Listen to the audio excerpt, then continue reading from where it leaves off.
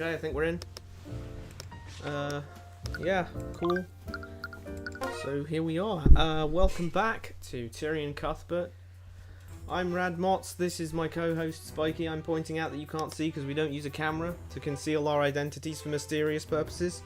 What?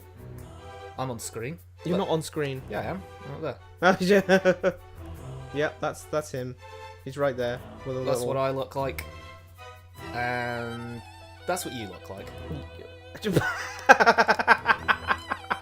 This is you. Yeah, I reckon. I mean, minus the moustache, it's not that far off. What? It's greatly far off. Not that you No, know. I'm starting to grow on it. Anyway, welcome back to Attorney of the Arcane. In the last episode, we started Case 1, just barely got to the point where the actual murder took place, and here we are in the Day 1 investigation of this trial. So, yeah, let's get this show on the road. Obligatory "I'm hungry for waffles" statement. Remind me to actually get you waffles. Oh, I could go for a waffle. Anyway, no, rancid smell, and I don't think it's me. Oh, that smell is driving me crazy. What is that? There was a bit of an accident during an alchemy lecture a few days ago. The instructor misread the directions for an experiment. As a result, he accidentally poured this rancid-smelling vapour. Vapor? Not toxic, is it? I wouldn't be standing here if it were. No, it's just thoroughly toxic. She's just dying. Valid, honestly. It's just extremely unpleasant to the senses. Just temporarily closed the lecture hall until they could get rid of the smell. Hal Steelman actually used a similar concoction during the Great Luminite War. Okay, new law just dropped. New law drop. Mustard gas? Question mark?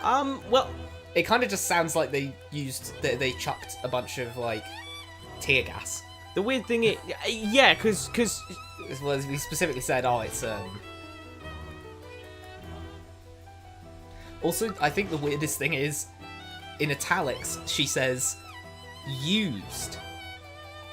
She doesn't say, used a similar concoction. She says, used a similar concoction. Well, yeah, because what other way would you use this concoction? well, yeah, but you know, coupled with the fact that there's an ellipsis beforehand, she's struggling to say that they used it because it's so shameful that they did, kind of thing. What's so shameful about throwing fart gas? Effectively? That's the problem, isn't it? Because this is a non-toxic gas, so it's like, we.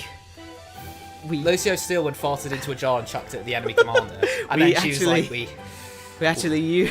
We actually used that technique. It's like, what? I like it's Like if you go to the prank shop and get the fart gas out of the prank shop. Like I don't know if the prank shops are even around these days, but you know. If the similar was in italics, then I'd say okay, she's very deliberately saying it's a similar thing because it's mustard gas. Similar concoction. Yeah. Because you know she's saying, oh, they used a toxic gas. They didn't use like by putting the italics on used, it ends up making it sound like she's skirting around what they did with it. Which I think we can all know what they did with the smelly gas. They probably threw it at the enemies unless they were huffing it.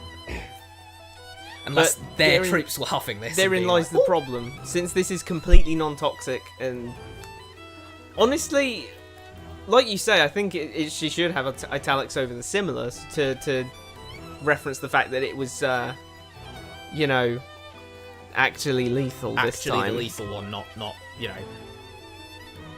it's not toxic. It's just extremely unpleasant to the senses. But there's nothing wrong with using, like, there's nothing wrong with using non-lethal stuff. Yeah, they use non-lethal, people, you know, they use non-lethal tear gas. Yeah. Very regularly. Like, a lot of police forces around the world use tear gas, and no one has any problem with it, because it's just... Because it's non-lethal. Yeah, it's non-lethal, and it's just... It makes you... Like, if it's up, something... basically. If it's something that you can't kill a person with... Yeah. It's fair game to use that. It's just another way of, you know, you disperse crowds with it. I mean, they use it when they're they use it. I wanted to say sieging, but you know, they use it when someone's like holed up inside their house and everything, and they're trying to like get in there. Yeah. They'll throw tear gas in. Yeah. That'll like smoke them out effectively. Like, people use tear gas all the time. That's fine. I guess I'm assuming this is kind of trying to refer to mustard gas, though. So I think It's probably it feels like the intention, like the vibe of the line I'm getting is that it's supposed to be that, even though she said that it was a similar to just rancid smelling, nasty. Ooh, my nose. I'm gonna spew. It smells so bad. They actually used a similar concoction. What was the concoction? What was the concoction? Well, they didn't actually use a concoction. They just, like, you know the ventilation system in the enemy headquarters? They managed to tie up the ventilation system with their lavatory. Oh, God. They got their pit latrines. And they just... Well, you see, this one smells like... this one smells like rotten fruit. That one smelled like... rotten fruit's nice. That No, one- hang on. Pause. No, wait, I don't know why I said that. I literally just, like... I just completely blanked. Oh, no. Sometimes rotten fruit can smell sickly sweet, though. I mean, at least it's not an unrotten, like, durian. Oh, yeah, that smells like rotten flesh. Like, ugh. But like most fruit, it tastes great. It's just, if you're the one going, huffing that, then you're going, ugh. See? This is why I stick to transmutation magic. She said, having just learnt divination, but I understand the point of the line. It's a very much... It's just a, well, you see, that's why you don't do alchemy. Alchemy's not a form of magic. Yes, it is. They literally have just said it's not a form of magic. How so? Because when you go up there, she's like, oh, alchemy? I hate alchemy. I swear it's not a form of magic. Do you need magical capabilities No, to do it is a form of magic. We're about to be told it's a form of transmutation. Oh. Miss McCoy, alchemy is a branch of transmutation. Oh. See? You need to be able to transmute? Yep, you need to be able to transmute in order to stick potions and lotions together. This fella literally transmuted the wrong thing. Yes. He transmuted the wrong thing. What? So is this like you get a fireball if you like blast out? If you hold out double fingers to people, you blast them with a fire spell. But if you hold out your palms, you do the freeze spell. Yeah, I think this is a case of... He did the wrong emote. I think this is supposed to be an example of Steelwind knowing more magical theory than Celeste. Yeah. So, you know, Celeste is getting something that, you know, sounds like it should be basic. Like, you know, she's the one who knows transmutation. She should know that alchemy is a branch of transmutation. Sorry, I was trying to conduct it, and I was like, it's definitely not in 4. Yes, No, it it is. is in 4. Yeah, I'm just bad at that. I can't. I thought this was a waltz for some reason. This is not a waltz. There's another song that's a waltz. But this is definitely, in common time. 4, yeah. No, wait, hold on a second. Oh, now it's in 3. 3, 4. 1, 2, 3, 1, 2, 3, 1, 2, 3, 1, 2, 3, 1, 2, 1, 2, 3. Maybe there's a signature change here.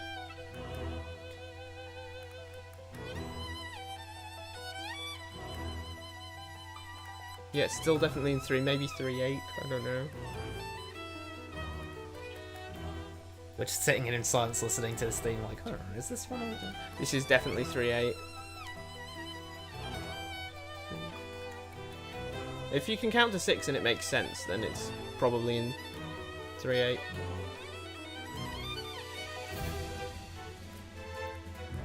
Maybe it's only in that. Yeah, I don't know. I guess I chorus got part. caught out in the exact time where it went to 4. This is still in 3. More like 3/4 this time because each measure is. Well, you see look, the guy with the violin, the guy with the 2, music 3, thing. 4, 1, 2, 3, 4. Wow. 1, 2, 3, chorus 4. turn, 1, the chorus 2, changes. 3, 4. It does. That's crazy. How cool is that? I could have been making potions this entire time. Potions and motions. That's quite cool, actually. You know, time signature changes aren't often done because they're hard to do seamlessly. Piss in a bottle. No, it's... it's piss in a bottle. Piss in a bottle? No, actually, it's too opaque for that. Let's Bro made face piss in it. a bottle. No, it's too opaque. He said, oh, oops. You have a bladder. You know what wee looks like. It's clearer than that. I have a bladder? Yeah, you have a What? bladder. Why did you say, oh, you have a bladder? You know what... You have a heart. You know what that looks like. I don't fucking know. I mean, God, I do. I did my biology, but like... No, what I'm trying to say is that every human on this flipping earth knows what wee looks like. What if you've never looked at your wee? How do you not look at it? I mean, okay, for a bloke, you have to aim it. Okay, well, I mean, I don't know. What... I don't know. I don't know. How was the body discovered? 2 members of the kitchen staff, which is a very odd way of putting the only two entire kitchen staff. The whole spotted kitchen her body inside this classroom. They reported the situation to the campus admin while they attempted to save her life. Actually, since we're overanalyzing, I'm going to use this as irrefutable proof evidence that Arya Steelwind, at least at this present moment in time, has no idea how many kitchen staff members there are. She must not know them as well. Well, how not? How does she know who they are specifically? Well, because if she knew who they were, then she would know that, oh, there's only 2 members of the kitchen staff. Well, because they'd have said, you mean? Because because the kitchen, they said that the kitchen staff were getting constantly laid off. Yeah. The turnover rate was so high for some reason. So you're saying that if she had met those 2, then she'd know? Because they would have said, is that what you're saying? I think they would have said, since they said, like, in the first 5 seconds. Or did they say to themselves? What the hell is wrong with me right now? I'm looking at this and I'm seeing 2B, 2D, 2F, 2H. Oh, on the other side we've got 2J. Where's 1? Downstairs. There's a downstairs these days? Yeah. But this is the whole map. No, yeah. A map of the Imperial Academy. Nah, fine. No. I'll concede. 2B. Or not to be. They were just wandering about up here. And then wandered back. Afternoon jog. How is one of the most famous Shakespeare? No, actually, What? I'm about to ask a silly question. How was 2B... What? How is one of the most famous Shakespearean soliloquies about a... Oh god, this does sound really dumb saying it questioning it out loud. Go on. How is one of the most famous Shakespearean soliloquies centered around a character that's deciding whether or not it's worth being alive? Like, he couldn't be talking about anything heavier. How would it not No, be he like... can! What are you talking about? What? To be or not to be? No. He's also talking about whether or not he should be killing his uncle. Yeah, that's why I'm saying it's such a heavy thing he's talking about. How could it not be, like, a really famous soliloquy? I swear you just said it can't be anything heavier, and I was like, what? Yeah, it couldn't be heavier. Oh, it couldn't be heavier as in, like, it can't be any heavier. Oh, I see. Like, he couldn't have been talking about anything heavier. This is the heaviest thing he could talk about. I thought you were saying, oh, whether or not he's alive, and then it couldn't be anything, like, deeper than that. No, I was like, it is, what? It's deep as shit. It is, and it's one of those things that's so human conditioning. I mean, that's just Shakespeare tweaking on the page as usual, though. He tweaks really well, though. But he literally does just... Shakespeare, you know, every single time we just get Shakespeare going like, okay, let's have some really dumb poop joke. All right, hang on, let me lock in. Let me lock in, get a little bit philosophy with it. It's like, what? One of my favourite ones actually comes from The Tempest, Prospero's thing. Because if only for the fact that it really... Prospero's Will Such Stuff as Dreams Are Made On. Yeah. Because it's like the most direct author quote. Like, it's so obvious he's just writing that through Prospero. You know something I just realised? What?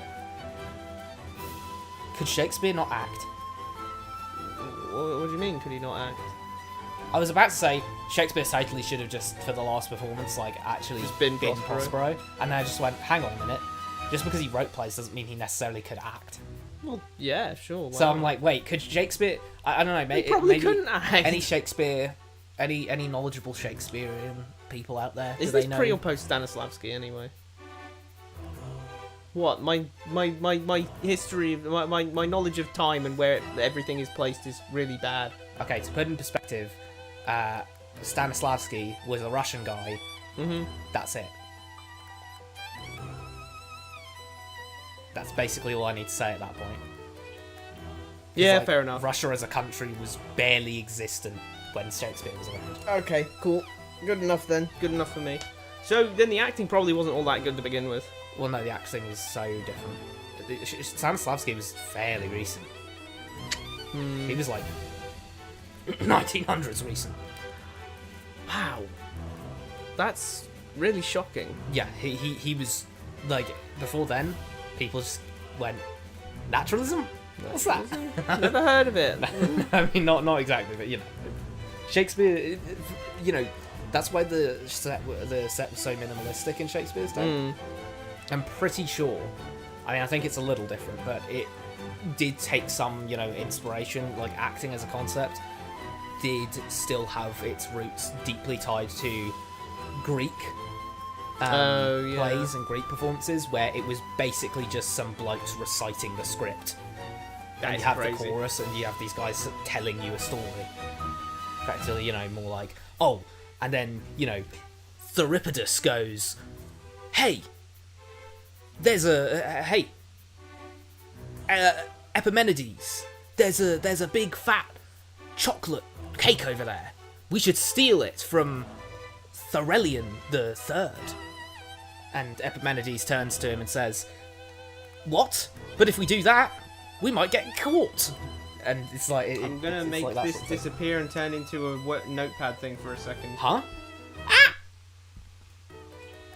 Anyway. That was weird. But it was too late. The professor had already passed away long before any healers arrived. There's 2 staff members. That was such a subtle thing that she just threw out there without even, mentioning it. But that is our first notion of the concept of healers. So, as you can imagine, as you would probably have guessed, in a setting with magic, healing magic is a thing. And we just heard casually from this prosecutor that there are, in fact, healing magicians that do healing mages, rather. Magicians. Look, magician is derived from the word magic anyway, man. It doesn't make any sense. We've got 2 words for mage. Healing magician. Healing magician. I don't know. That's man. when they do that. That's That's when they do that trick where they saw the woman in half and then she comes out. And yeah, she's it's fine. One part. It's like, what? But yeah, so healing mages are a thing, and they are commonplace, and they are well known about. Yep. And then Tyrion said something, but I swear you didn't say it unless you did. I did say it. It was that. Who were those 2 staff members? There's 2 staff members. Who were they? Valentina and Valerie Janus. They're sisters. How are they holding up? Imagine they'd be rattled after discovering the body of their co-worker. From what Orim said, they were extremely tense during questioning, but I suppose that's to be expected. He told me that they couldn't sit still. He found it difficult to take their statements because of that. They couldn't sit still? Well, he's always making excuses for his incompetence. I question again, how is he the Chief Inquisitor? Yeah, that is crazy. Like, the commander of the Inquisition. Arya is constantly going like, yo, he sucks at his job. He's actually incompetent. Like, I'm out here investigating because he can't do it right. Like, which I find really weird. Yeah. Because you could have easily just said that the prosecutor investigates. Yeah. As it is in, Ace Attorney, because as it is in Japan. Yeah, the prosecutors investigate in Japan, therefore in Ace Attorney the prosecutors investigate as well. It's kind of crazy that, Orim is probably one of the highest positions. Yep. There's going to be very few people higher than him in the police force. He is the commander, the absolute pinnacle of the Inquisition, who deal with magic. Yeah. Which are only noble crimes. Yeah, it's taken dead seriously in this verse, isn't it? He is the nobility organised crime detective. What? He's incompetent, bro. I suppose you could put that down to... No, but then we run into that other problem that we had yesterday, last stream, where we were like, well, maybe he's deliberately incompetent. And it's like, no, why would they make him deliberately incompetent? Whose purpose does it serve to have the guy who either investigates noble on noble crimes or commoner to noble crimes? In the case of commoner to noble crimes, the nobles would want the commoner dealt with. Of course they would. Especially as they've been portrayed in this game so far. Yeah. They would absolutely want the commoner dealt with super duper quickly and super duper harshly. So they'd have someone who is excellent at solving these crimes at the top. You have to think that there's only going to be a fraction of these crimes that are actually committed with a noble killing a commoner. Only a fraction of those crimes will be a noble on commoner. Yeah. A lot of those crimes, a lot of them, are going to be noble on noble violence, and that can't be the same way, because you can't just say that the nobles go when one of their own dies. The thing is, when the nobles commit crimes against the commoners, Tyrion is saying that that gets swept under the rug in the courts. Yeah. So Oren would have taken that to court. Yeah, he would have taken it to court, and they would have been like, well, it's justified because this, that, and the other. Yeah. So Oren still would have investigated that. Yeah.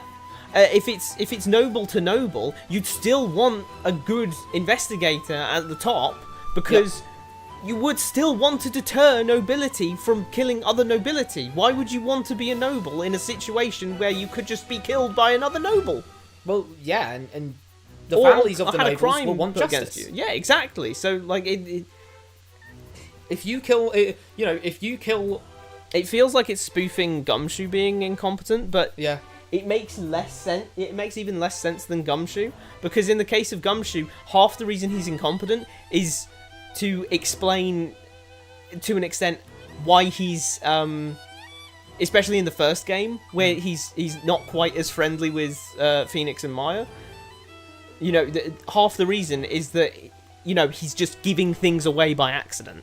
Yep. You know, he's incompetent because he's like, oh, well, when we, that witness that we've got who said they saw the murderer the defendant go through there. The defendant went through there! If he wasn't... Oh, whoops, wasn't supposed to say that. If you know, he wasn't that incompetent, if Gumshoe was really, really competent, then that would actually... He'd tell them to piss off. Well, he'd tell them to piss off, and also, you wouldn't really be able to investigate, because you'd be getting whatever information you could actually gather, and then after you do that, you go into court, and Edgeworth goes, alright, so here's all the evidence that Gumshoe found, so we think it's this. And it's like, what? And you just get onto, like, the last section of the trial immediately. Yeah. Now, why do I have more of an issue with Oren? That's simple. He's in an even higher position than Gumshoe. Gumshoe would have had to have been... Gumshoe kind of has to be the leader of the team investigating to explain why his boss isn't just saying, hey, stop telling the defense information, stop telling them where to find our witnesses, and stop giving them evidence. So he has to be the highest there, but then Edgeworth sort of serves as his boss, saying, hey, you suck, I'm going to dock your pay. But that's all he can do, because he's outside of the affected zone, so to speak. If you want But Orem's the top. He's If you want Orem to be the chief of the thing like that, literally just make him explicitly the captain they send in when just make him a like captain of the Inquisition, and he's just the guy they send in when they want stuff swept under the rug. He's just the guy they go, just get that, deal with that. No one cares about it. They actually do take seriously noble violence and everything like that, but this is just the guy they send out to go, I'll just I don't know, pick up some toothpicks on the ground and say the murder happened with that. If you make him explicitly the, you know, they just send him in because he never gets anything right. Do that explicitly, but it can't be he's the guy at the top. It implies that there's lots of noble on noble crimes that are happening, and then Orem just goes, oh, I am a fucking Scooby, what's going on here? And then all the nobles are just looking at him like, bro, my nephew just got stabbed, what are you talking about? Yeah. But yeah, I'd say, like, go harder on it. Spoof it even harder. Make it, like, Gumshoe isn't the way he is for no reason, is the thing. Yeah, no. It was, you know, having just spoken about it then, it was actually rather expertly calculated. Yeah. To allow him to both give information to the player and also make sense in the story. Yep. But yeah, that's Gumshoe, and that's why Orim is a lesser Gumshoe, because A lesser. he is a lesser Gumshoe, because instead of being in Gumshoe's position, he's a way higher position. Yeah, I'd say basically just making him the absolute high commander of the Inquisition. Don't do that. Yeah. Make him a captain of the Inquisition, but he's just a useless one. That's a fine fix for that. That makes it so okay. He's just bad at his job. They send him in when they don't care. Dude, since he's already connected to Arya, you can have that tie into Arya's thing. Maybe she deliberately asked for... Or, oh, dude, you could do it either way. You could have it so that Arya deliberately asked for Orim as her investigator, on the grounds that she wants to investigate herself and knows that he won't get in the way because he's kind of crap at it. Or you could even have it that Lucio or some other noble pulled strings to give her the incompetent one. Yeah. To dissuade her from being a prosecutor. Yeah. Also, not that she minds because she's good at investigating. Here's another thing for the fact that he simply shouldn't be the High Commander. He explicitly doesn't like planting evidence and doesn't like this, that, and the other. And he explicitly doesn't do that. Yeah. Yeah. He could plant evidence. He could, especially with like the Celeste trial, he could have just been like, well, I found this 45 in her drawer. So I think she shot it. And then just shoot the corpse. Yeah. And he can just say, oh, she did that before the crime happened. Like, as High Commander, he has absolute control over the crime scene. So he can just take the body out back, shoot it, and then go, hey, look, she shot him. Like, if you have that level of corruption on the top, they can literally just do whatever they want to plant the evidence, and then just go, there you go. Look, it's simple as that. Here's a video of her doing it, and then this video's just him in a wig. It's like... That's the kind of thing you're getting if the commander of the Inquisition is doing that. But that can't, since he can't do that, since he doesn't want to do that explicitly, and we're saying the nobles control the Inquisition, why aren't they firing him? And don't say, oh, well, keeping up public appearance. He's stupid. Everyone knows he's stupid. So it would actually be in the nobility's interest to fire him for public opinion. Because the public probably want him gone since he's an idiot. So they have a very good reason to fire him. And the secret reason for them is, well, he won't do our dirty work for us. So there's every reason they should fire him, but somehow he's kept his job. That doesn't really make much sense. Like, if he's not in that high position again, doesn't matter. But if he is the head of the Inquisition, why are they letting a guy who won't actually listen to them lead their private militia? Yeah. What? We've already told the Inquisition this, but Wallace was with us the entire time. He has a perfect alibi. Strong, maybe, but his alibi is far from perfect. Miss McCoy herself told us that. There was a small time period when she wasn't with him. Celeste fumbled that. Well, I mean... Would you really want her to lie? No, I wouldn't want her to lie, but I find that hilarious that she went... was with us the entire time! I find it hilarious that she did actually go up to the Inquisition and go... Case over! Da-da-da-da-da-da-da! I find it hilarious, though, that she was so adamant when they were going in that, no, he was with us the entire time! And then they took her in, got her to, like, the, you know... They got us to the detention centre and everything, and they did the interview. They were like, okay, what's your alibi? What's your statement? You know, what did you witness? And they sit her down and everything, and she goes, well, there was, like, enough time, definitely, to murder someone, where he just disappeared. He said he was, like, going to the toilet, but, like, you know, it was, like, an entire span of time where he could have killed someone. And it's like, what? Isn't it funny that, like, Ruby puts herself between Tyrion and flipping Wallace, despite not she knows that this guy is sus. But she was in this hall anyway, so she must have seen Wallace never entered this hall. Yeah. So she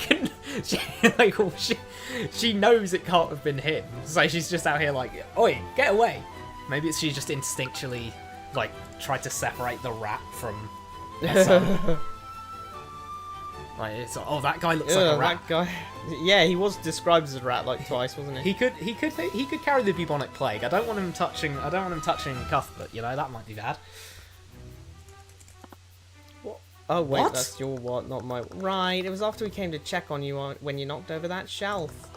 We got separated. I kind of got lost in the fiction section. Wait a minute.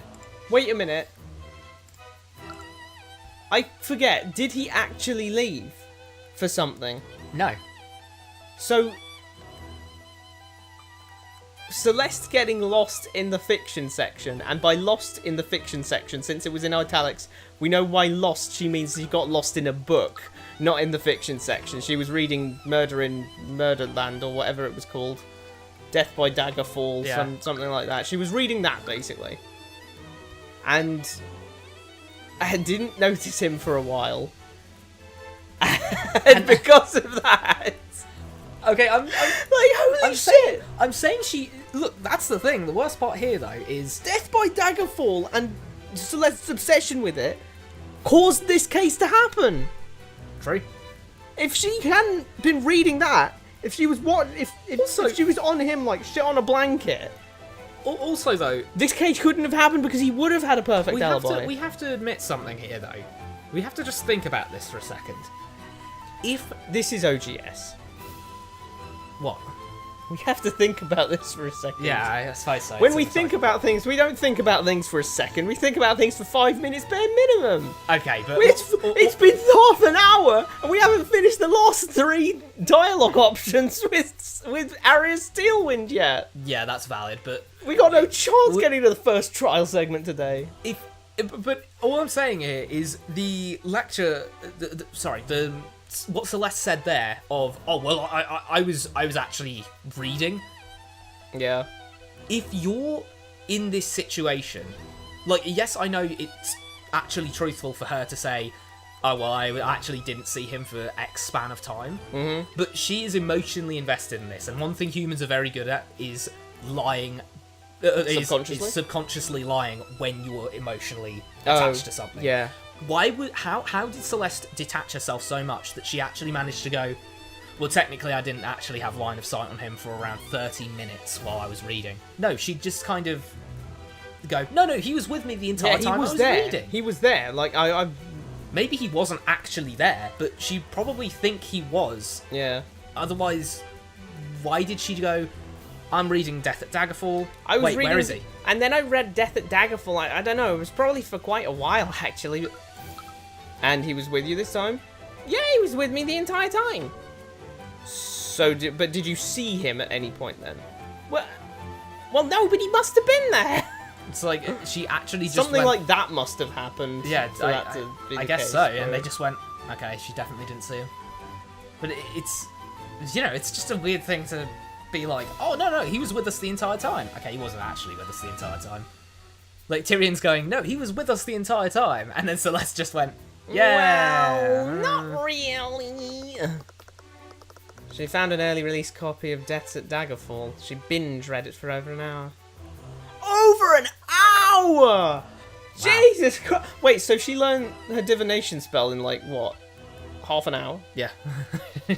I guess so. Don't just rat me out to him, he's my boss! Nonsense, they're well written books. No one would fault you for that. I mean, I might fault her for that. Considering that she just got our client. She just got well, our client. I mean, he wouldn't have been our client if she hadn't. Yeah. Is the funny thing. Absolutely violated Rat Boy. Yeah.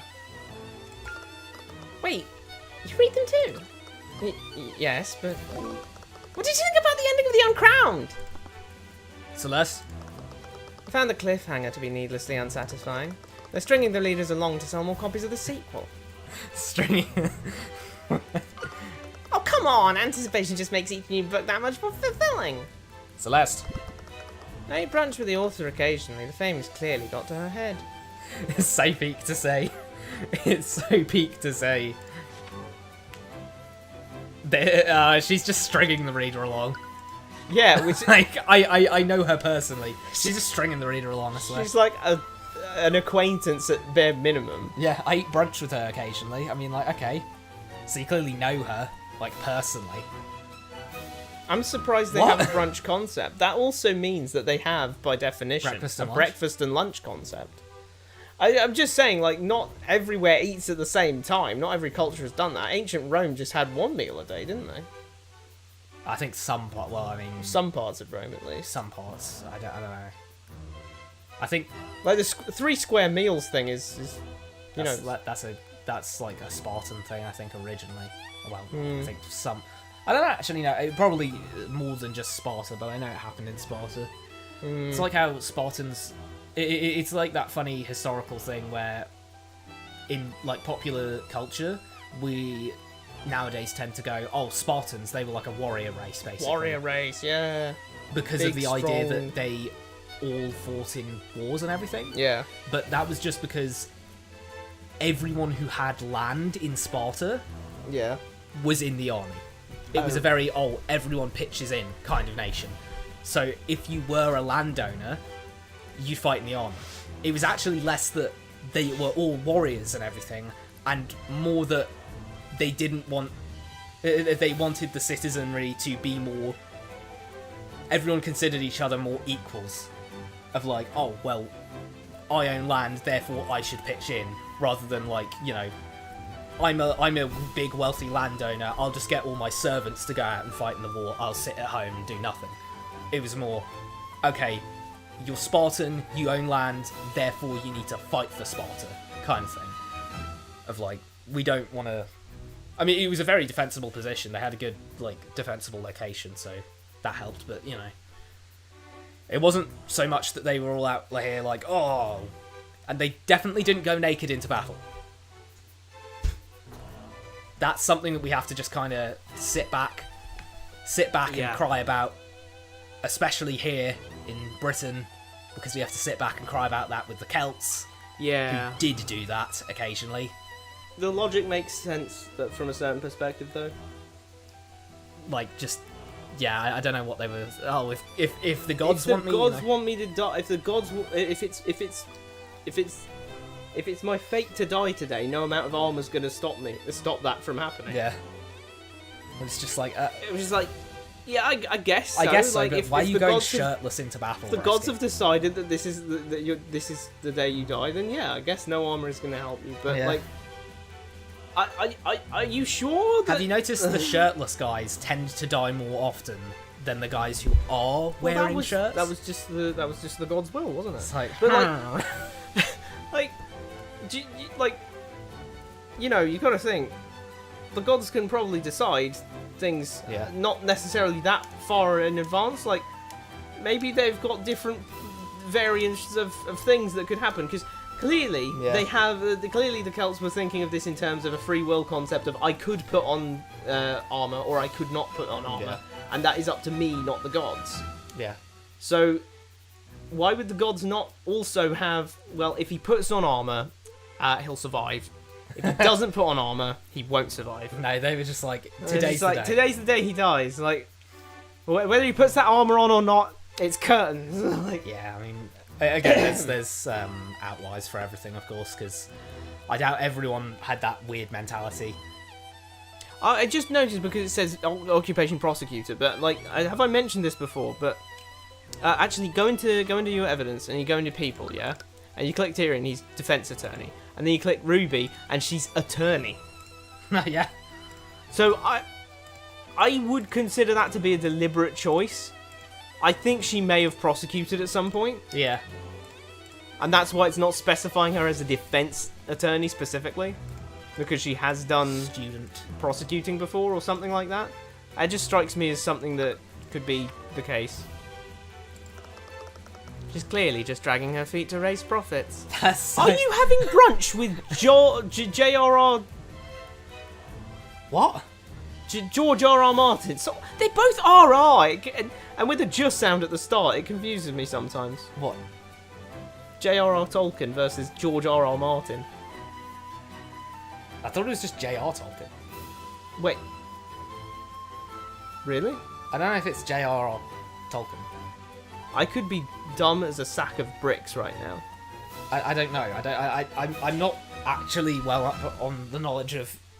I just know Tolkien as the guy who wrote Lord of the Rings. The guy who wrote one of the most influential fantasy stories of all time. I literally just know those two as guy who wrote, you know, Tale of Ice and Fire, Yeah. guy who wrote Lord of the Rings. And I'd want them to know me as that guy from OGS. I wouldn't want them to know me as anything else.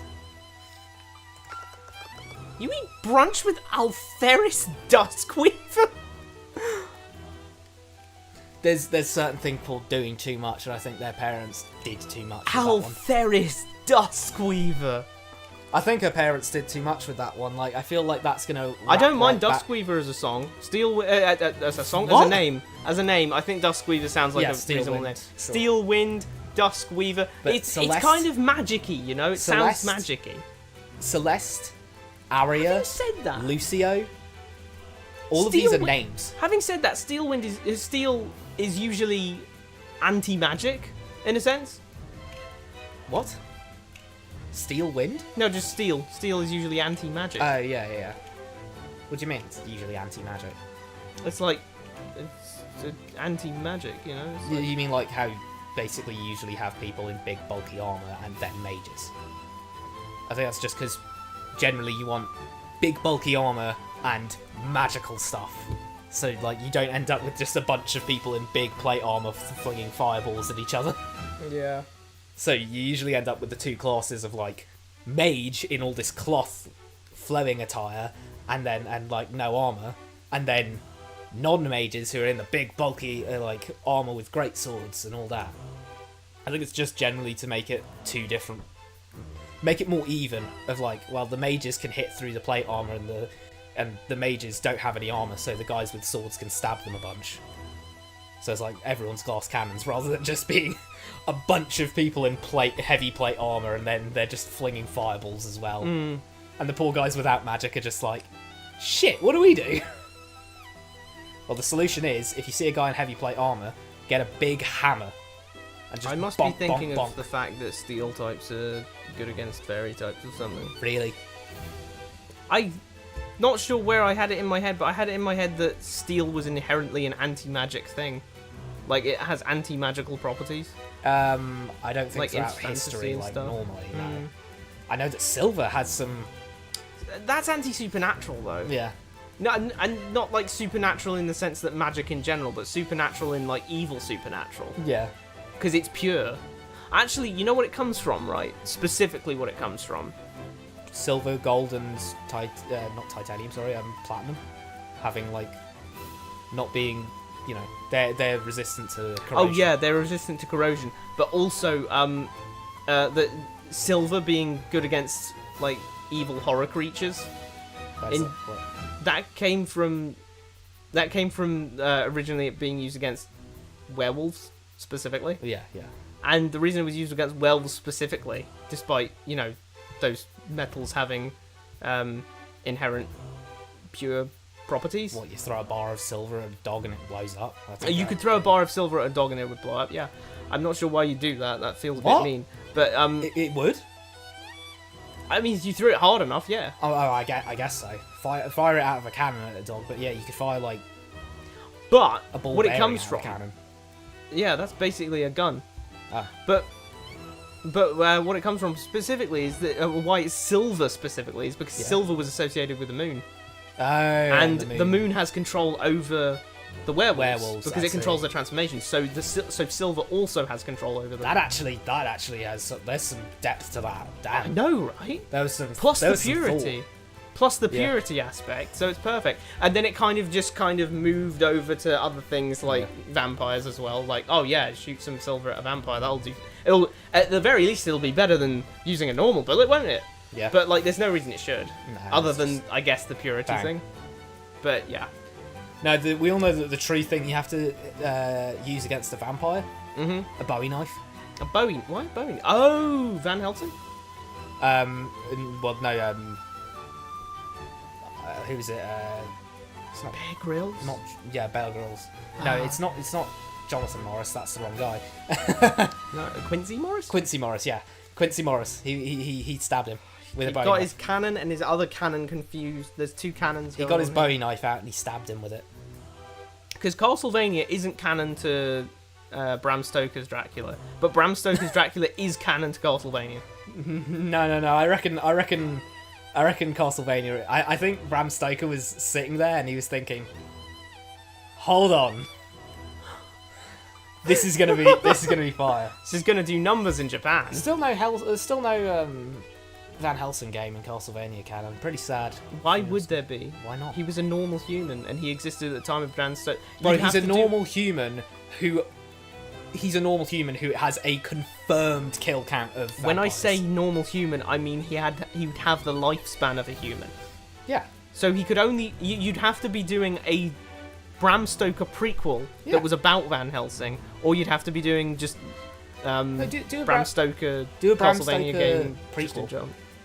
That would be so weird, and I'm not sure if Why? they'd be allowed to do... Why would they not? What? You know, I said that immediately after recognising that John Morris and Jonathan Morris are explicitly and canonically descendants of Quincy Morris.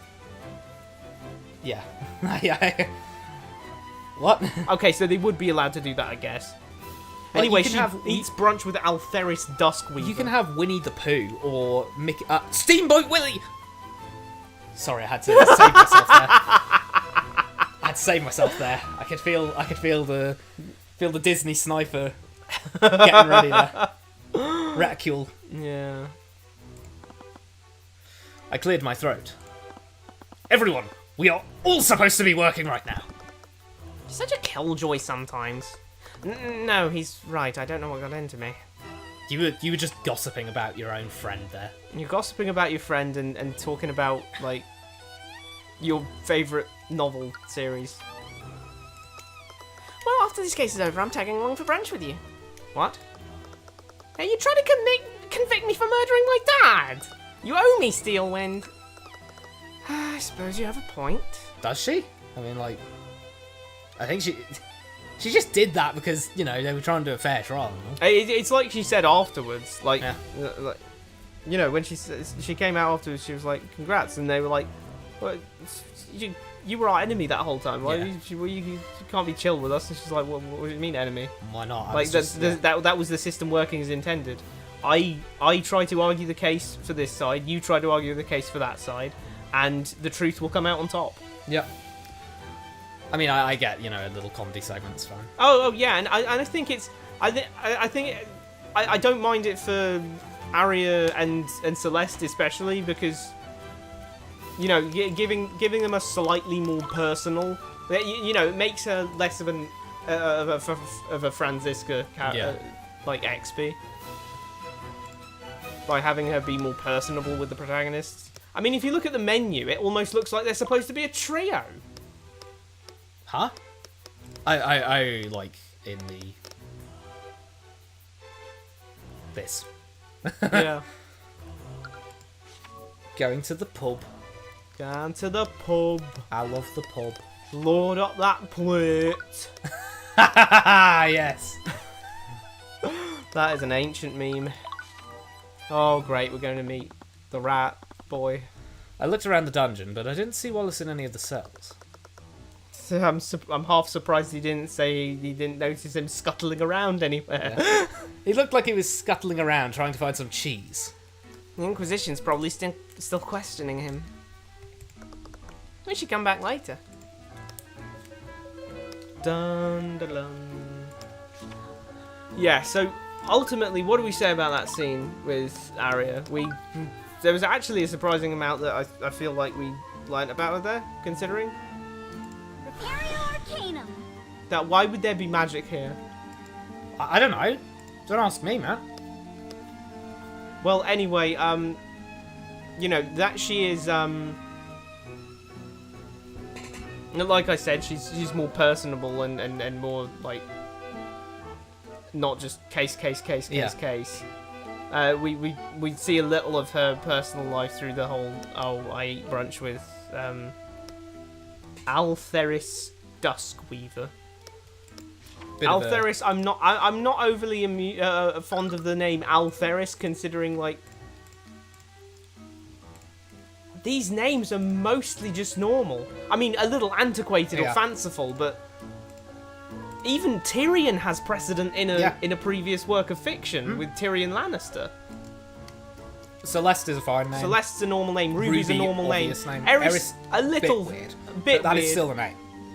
God, really? Eris is still a name. Then we've got Wallace, which that's just a name. Catherine is just a name. Arya is unconventional, but still a name. Altheris. I don't think I've ever heard of an Altheris. If someone has ever heard of an Altheris, please let me know. Let me think back to case 1 as well. I mean, we've had Valerie and Valentina here as well. Yeah, who are Jan Hughes, that's a name as well. Yeah, we've got a lot of actual names. What's Celeste's dad called again? Flynnhart McCoy. Flynnhart. Yeah, I'd put that in the unconventional but still a name folder. I wonder, do you think Altheris is a real name? Her mum was Jolene. Do you think Altheris is an actual name? I'm looking it up right now, actually. What was the evil nobleman called? What, Lucius Steelwood? No, not that one. William Frager? No, not that one. Well, there's William and Lucio, both of Garrick which are Pierce. names. Garrick! I think that's a name. Maybe? I don't know. Alright, I'm looking up Trying to look for Altheris the right heiress. now. Trying to see the heiress, separate the heiress from the bobs. Put them into 2 boxes. Who's an heiress and who's a bob? Literally nothing. I'm getting literally nothing from typing in just Altheris. Okay. Although, weirdly enough, there was actually a company in the UK called Altheris Co. Limited. Huh. I am assuming there is no relation. Maybe. There was a steel door that led into the cell. Magical mechanism covered by a steel box was placed over the lock. Probably noticed that Celeste broke the lock the last time she was here. How did she not get a charge for damage of public property? Yeah, also she didn't break the lock. She tried to, but she definitely didn't. Yeah, he said, I could swear I saw it bend a little, but like she didn't was break trying to it. break the bars, but she couldn't she couldn't do anything to the lock. Lit torches were hanging on the cell walls. Seemed a bit irresponsible to light a fire in here. Oh, okay. But prisoner safety was probably larger. Okay, so you want them to be dark and cold in this stone building, you asshole. Yeah, that is... Where are they going to get any warmth from if not a fire? It's a stone building. The window's open too. Have you ever been into a castle? Oh, it's so cold. They are cold in the day. as shit. In broad daylight, they are cold as shit. If at night time, they're probably even worse. So, yeah, they need these fires, Tyrion, for God's sake, man. And of course, there'd be no light at night aside from those. Yeah. Although it kind of looks like it's supposed to be. Also, why are we nighttime. in the cell? We're in the cell because we're talking to this person in the cell. However, there is no person to talk to right now, so we're just in the cell.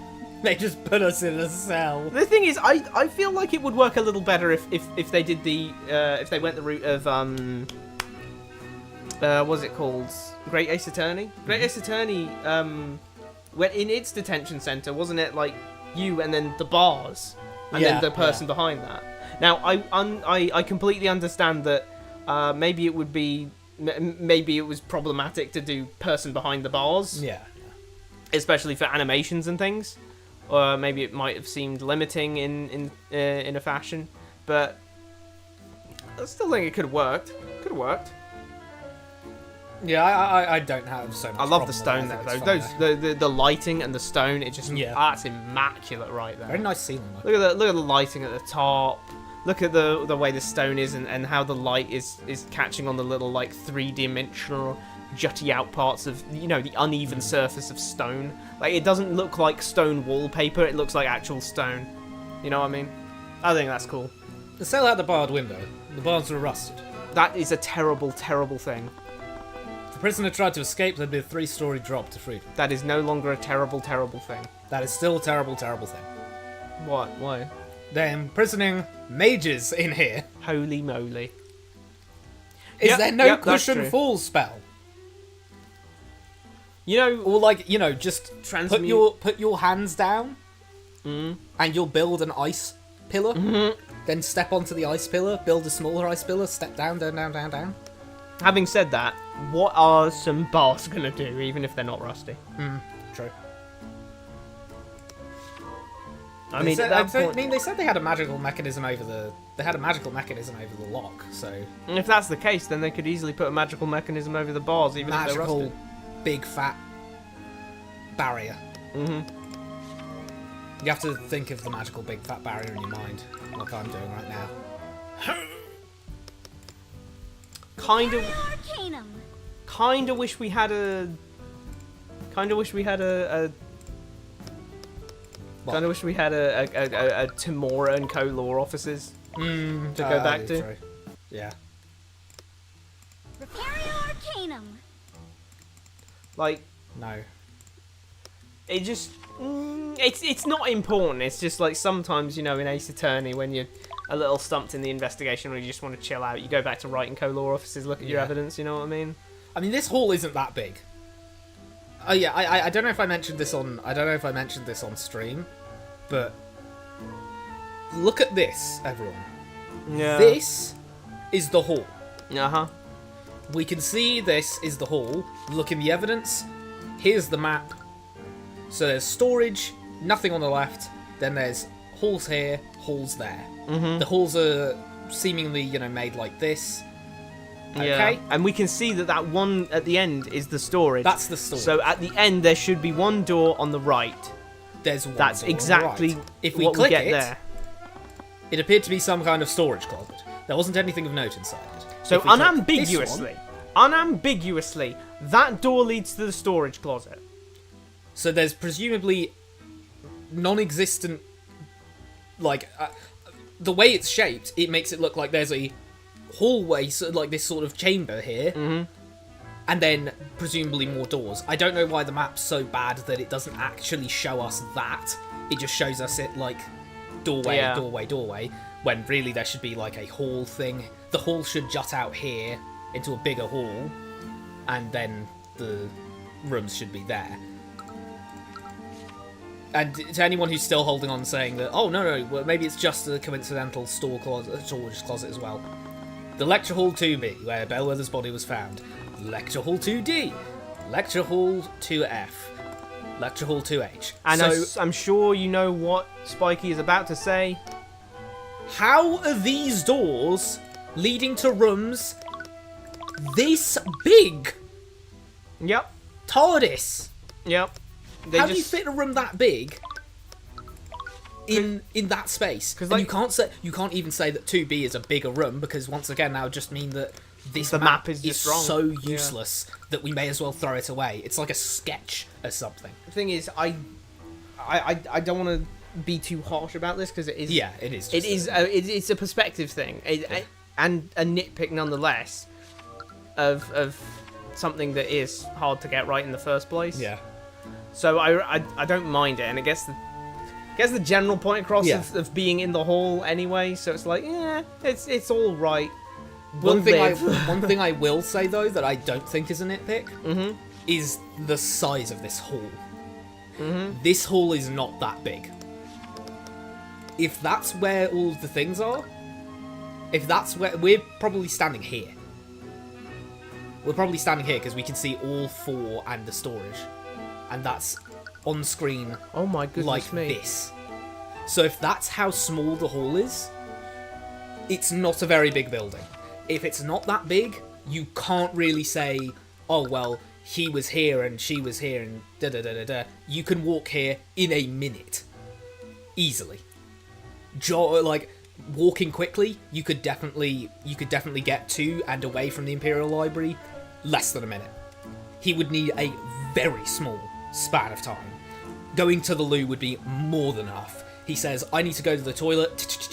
Stab, stab, stab. Go back. Okay, fine. Done. Look at the map. What? You see that hall? Yeah? That hall is where we are, yeah? Yeah, probably around here, So- 'cause again. Just eyeball the width of that for a second. Yeah. Now put that up against the halls, Yeah. sideways on, Yeah. right? So it's probably like somewhere between 2 and 3 widths of hall across, right? Yeah. So now let's go back out and look at the floor. And if we look at the floor, those, luckily for us, those are square tiles on the floor. Yeah. We see it's 4 square tiles across. Now if we look at that second lecture hall there, it's not. So it's 4 across. So what we'd expecting is somewhere between 8 and 12 squares, occupying each set of doors, right? Yeah. I am not seeing 4 to 8 squares there. I'm seeing 2 or 3. Yep. So yeah, that's the problem with the perspective here. Yeah, I mean, and again, I know it's a nitpicky sort of thing about the way that this place looks here, but it's one of those things of like, if this really is the size of the hall, this does not give me a good impression, because this gives me the impression that you could easily just meander through here, go all the way to 2B, stab her like 17 times, and then walk out, and you can do that easily under a minute.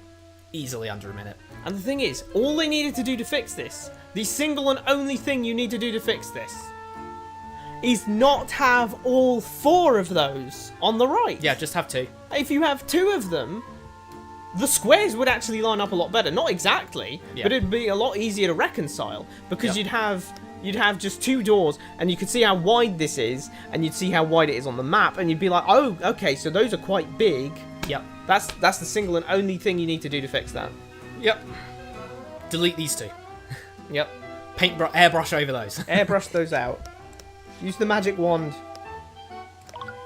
What else have we got here? Did we look at everything here? Did we look at the body? I did, yeah, we looked at everything. Maybe there's something we need. Oh my! They have books here too. Sorry, I was just about alchemy. Lame. Does she like alchemy or no? She rather explicitly doesn't like alchemy. Okay, but she explicitly said, "Oh, I could have been making potions this whole time." What the? So does she like alchemy or no? Well, okay. My evidence for her not liking alchemy is lame. Yeah, lame. And you see, this is why I do transmutation magic. Yeah. Well, it's better to stick to transmutation magic. My evidence for she thinks it's cool is, she said, I could have been making potions. I could have been making potions this whole time.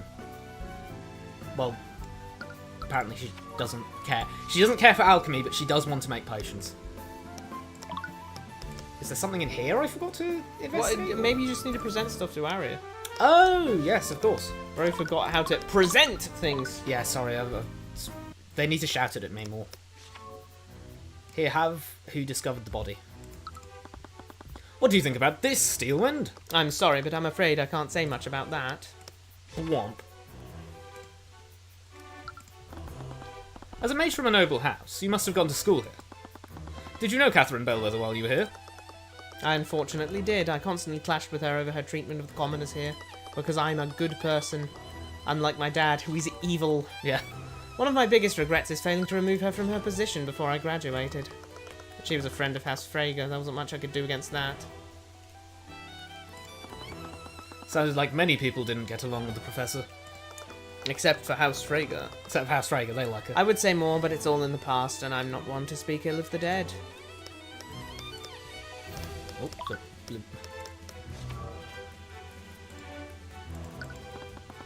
what do you think about this, Steelwind? It's a map.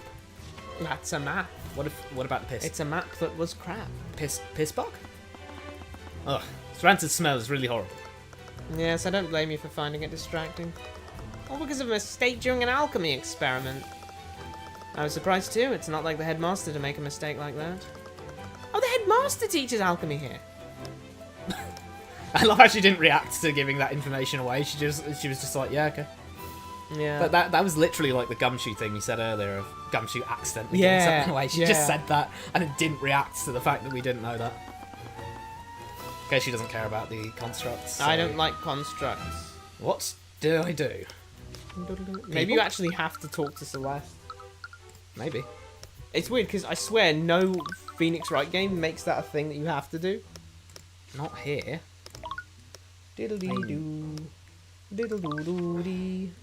Diddle-dee-dee. I'm going to present people to her. I'm going to present some people to Arya. I look like an idiot now because I don't know what I'm doing. No, I was already... Eris. No, not Eris. Wallace? No, not Wallace. Catherine's just going to get the same thing as Catherine's blood, surely. Yeah, it was just the same thing. Same as the blood. So... perhaps... me... Oh, that's something new.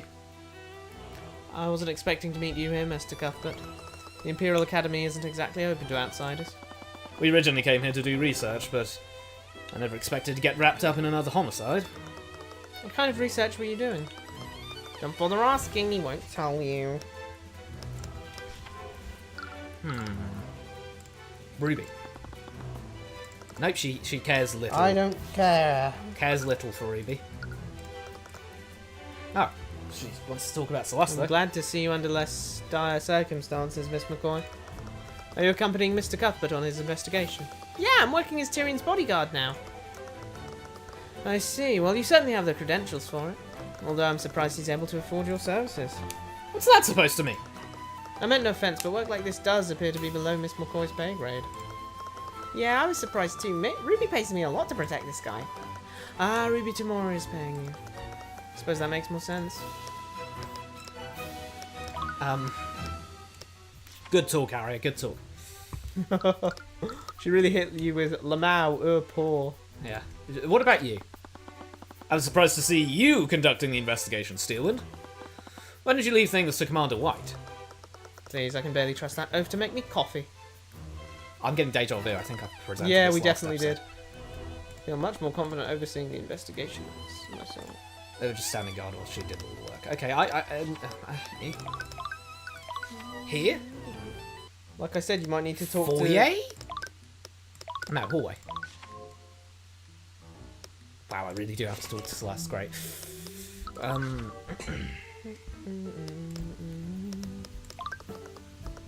That is too easy.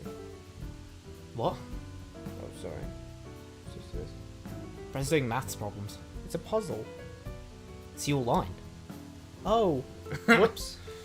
Sorry, I saw a puzzle and I thought, let me try and solve this puzzle. Bro thinks he's Professor Layton. No! I hope Wallace is okay. The Inquisition isn't exactly great at treating its prisoners well. Oh, damn. Wait, she knows that personally. Yeah. They just treat you like shit. I mean, some guy came over like, oh, no one's concerned about safety here. You're lucky that a guard like me is here. And then he turned off all the lights! I froze my ass off that night! Don't worry, I've got you. She steals her torches. Even as an attorney, there's only so much I can do. If I could have quit Wallace, he would be stuck in that dungeon. Let's head to Lecture Hall 2B. We need to figure out what happened. Figure out? What? Let's figure out what happened. Where should we go next? First thing we need to do is find out exactly what happened. Mr. Mora said that the body was found in Lecture Hall 2B. Start our investigation there. That's a little messy, considering those said the same thing. Yeah. Although, actually, one of them had a little bit of world building in the sense that the someone who had personal experience with the dungeons said that the dungeons Sucked. sucked. Yeah. What do you think about this piss, Celeste? Sorry, Tyrion. I don't think I can help you with that. You'll need to go and do a doctor with that go sample. to a doctor with that sample. That's a urine sample. I can't help you with that. What do you think about blood? No? I think blood is blood. I'm trying to show her the four humours, and she's just not. She's not involved.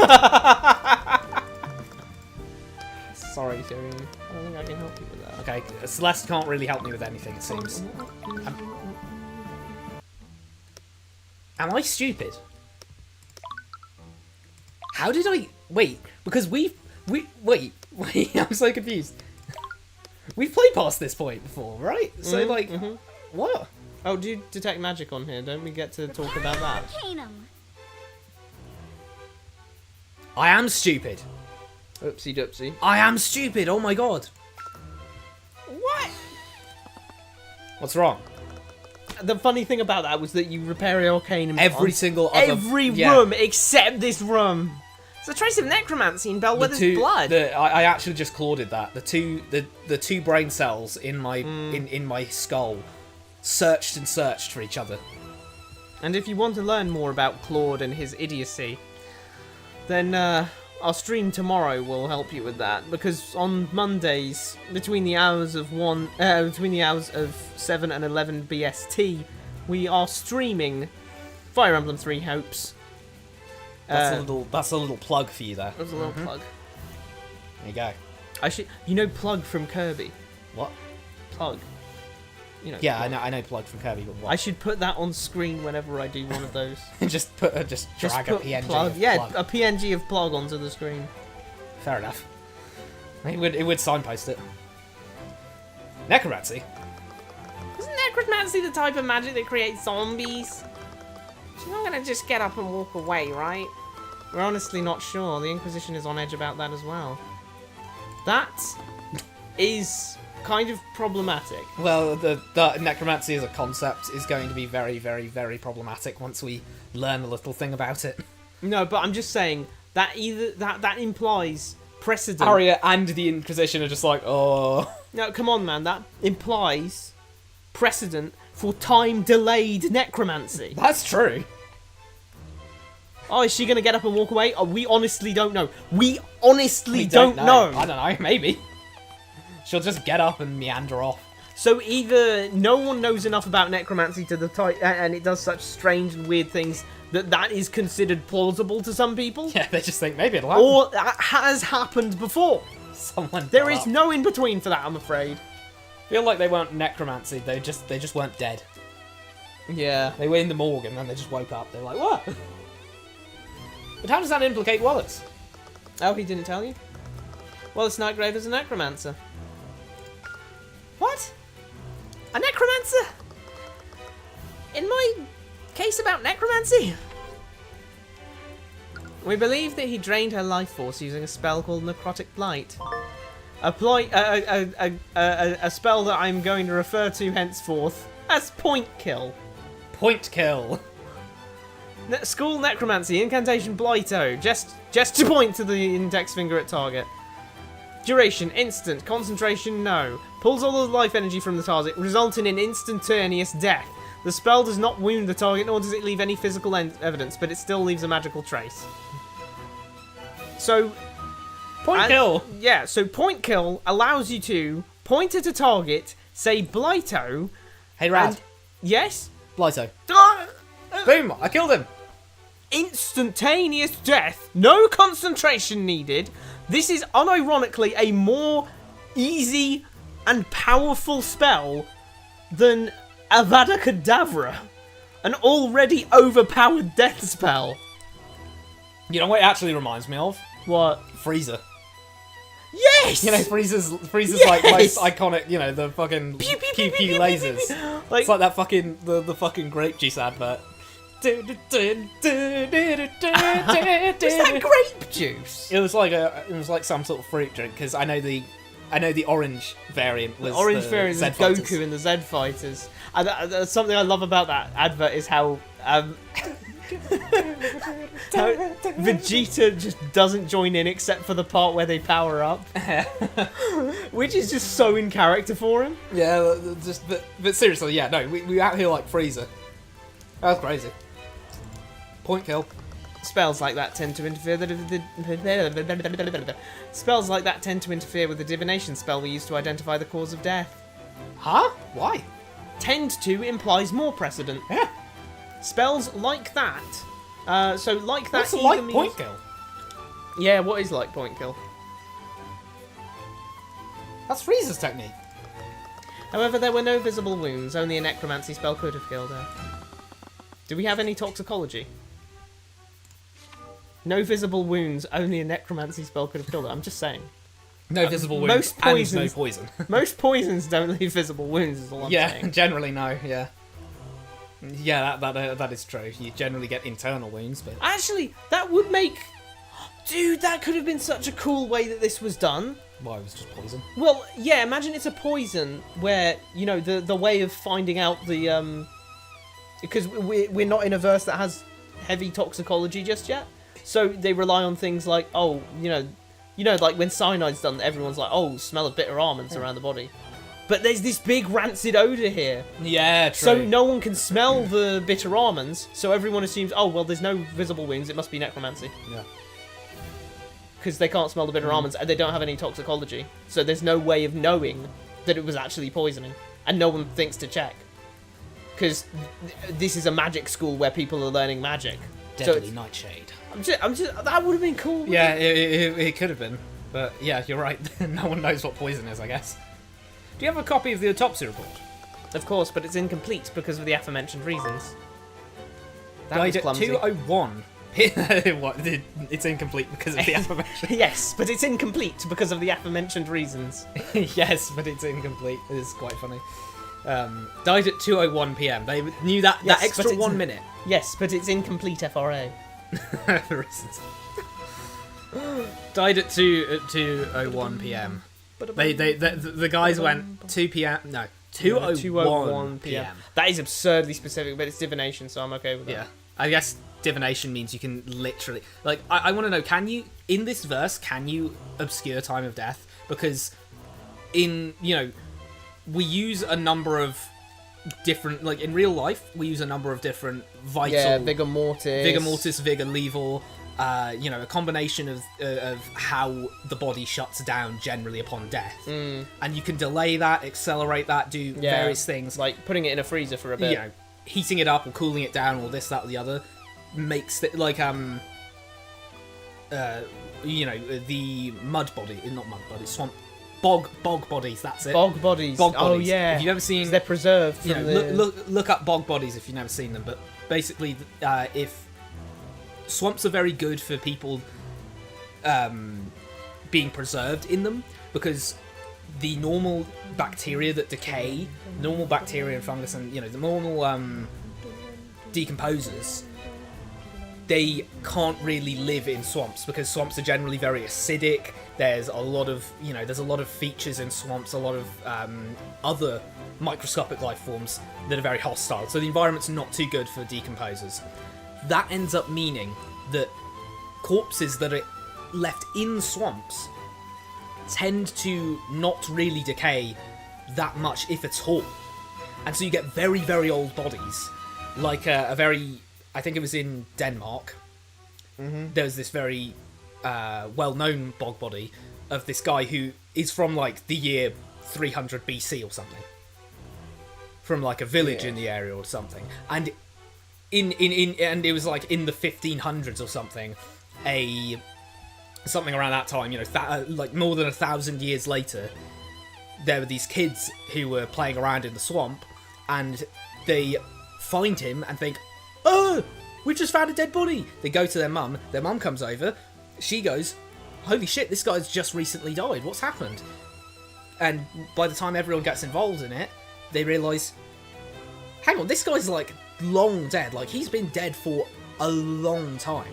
This is not a recent death, but he still had, you could see the wrinkles on his face. He was still that, like I think they have like a replica of they have like a replica of it still, and you can see bro's facial features, like he's still there, like he's fresh dead.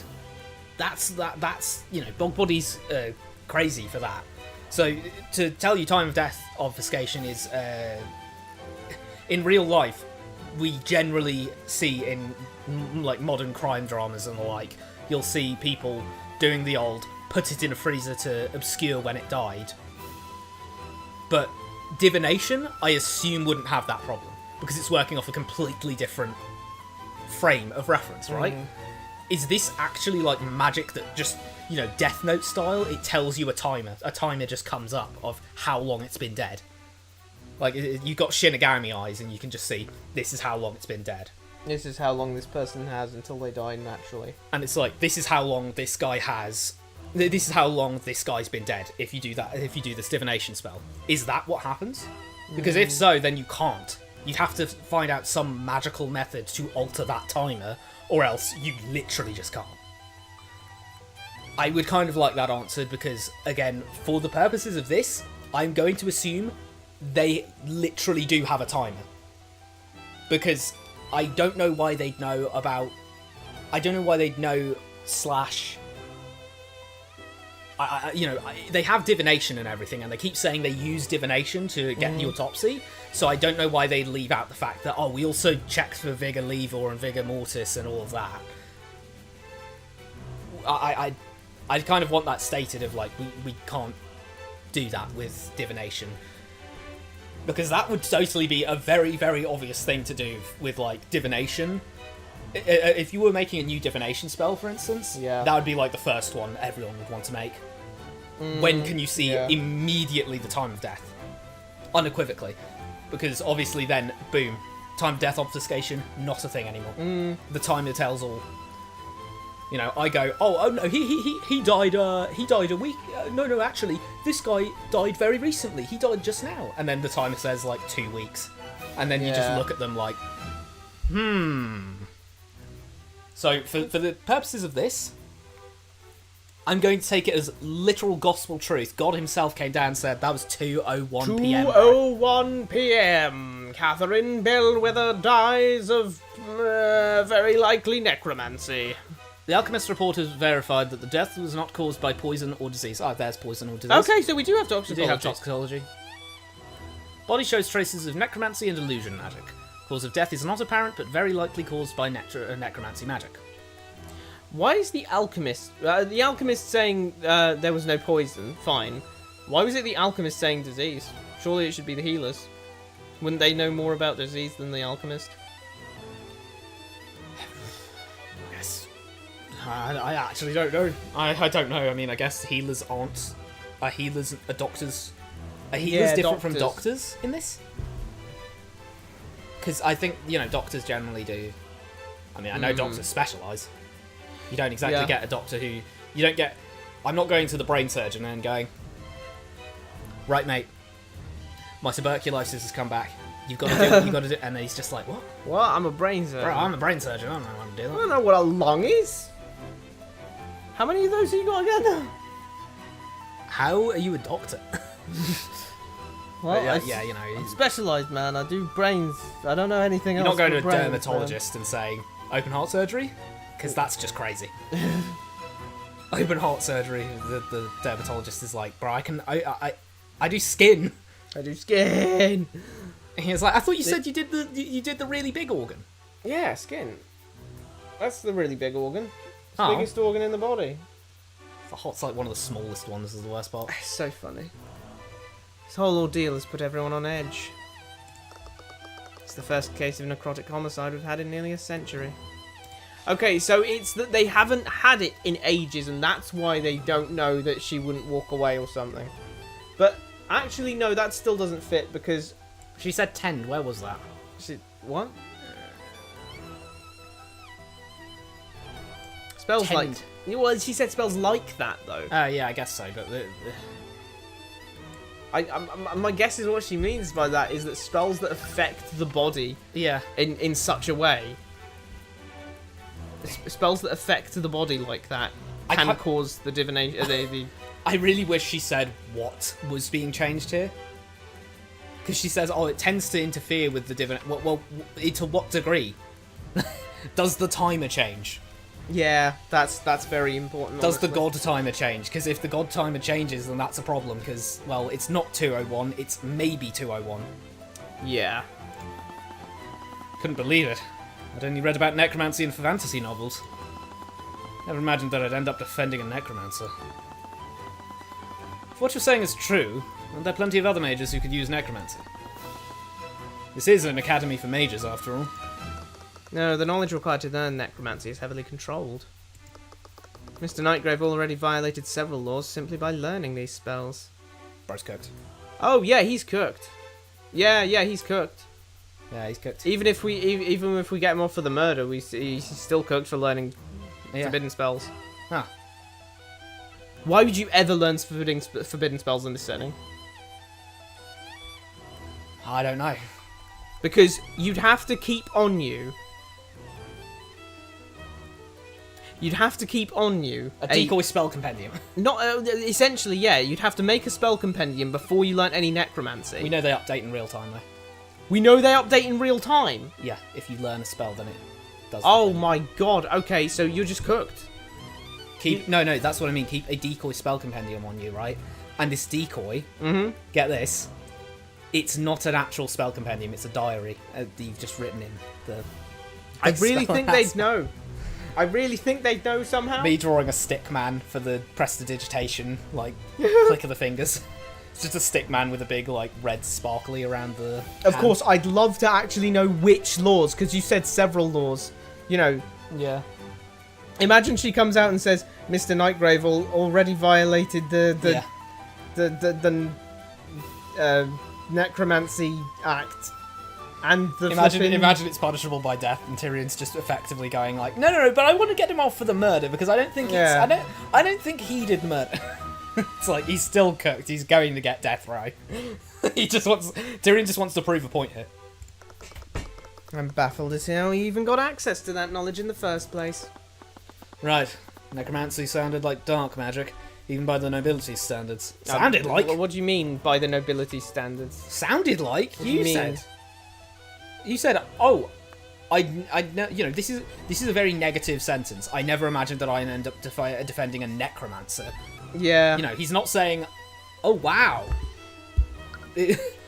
It's clear I that couldn't necromancy, believe it. I'd only read about it in fantasy novels. It's clear that necromancy is considered not by the nobility, by the general populace to be evil, dark magic, What which, gets considering me- has point kill as one of the things. What gets me is that he's saying, even by the nobility standards, as if to say, oh, well, the nobility do evil magic all the time, but, you know, like... even for that, this is bad. But, like, what do you mean evil magic? We've got... Waving at someone and freezing waving at someone and freezing them? Okay, that's pretty bad, but it isn't used Create like water. that. Create water. Click fingers, you make a little light thingy. I guess, does that mean that everyone has clean water, or does the nobility just go, no, bro? They just go, no, bro. I think... I would imagine that create water would be heavily regulated.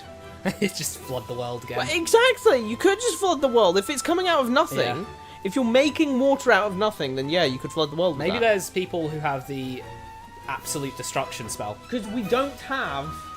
Is there someone with the absolute destruction spell where they disappear the stuff from existence? Because we don't have... What am I trying to say here? We don't have coral?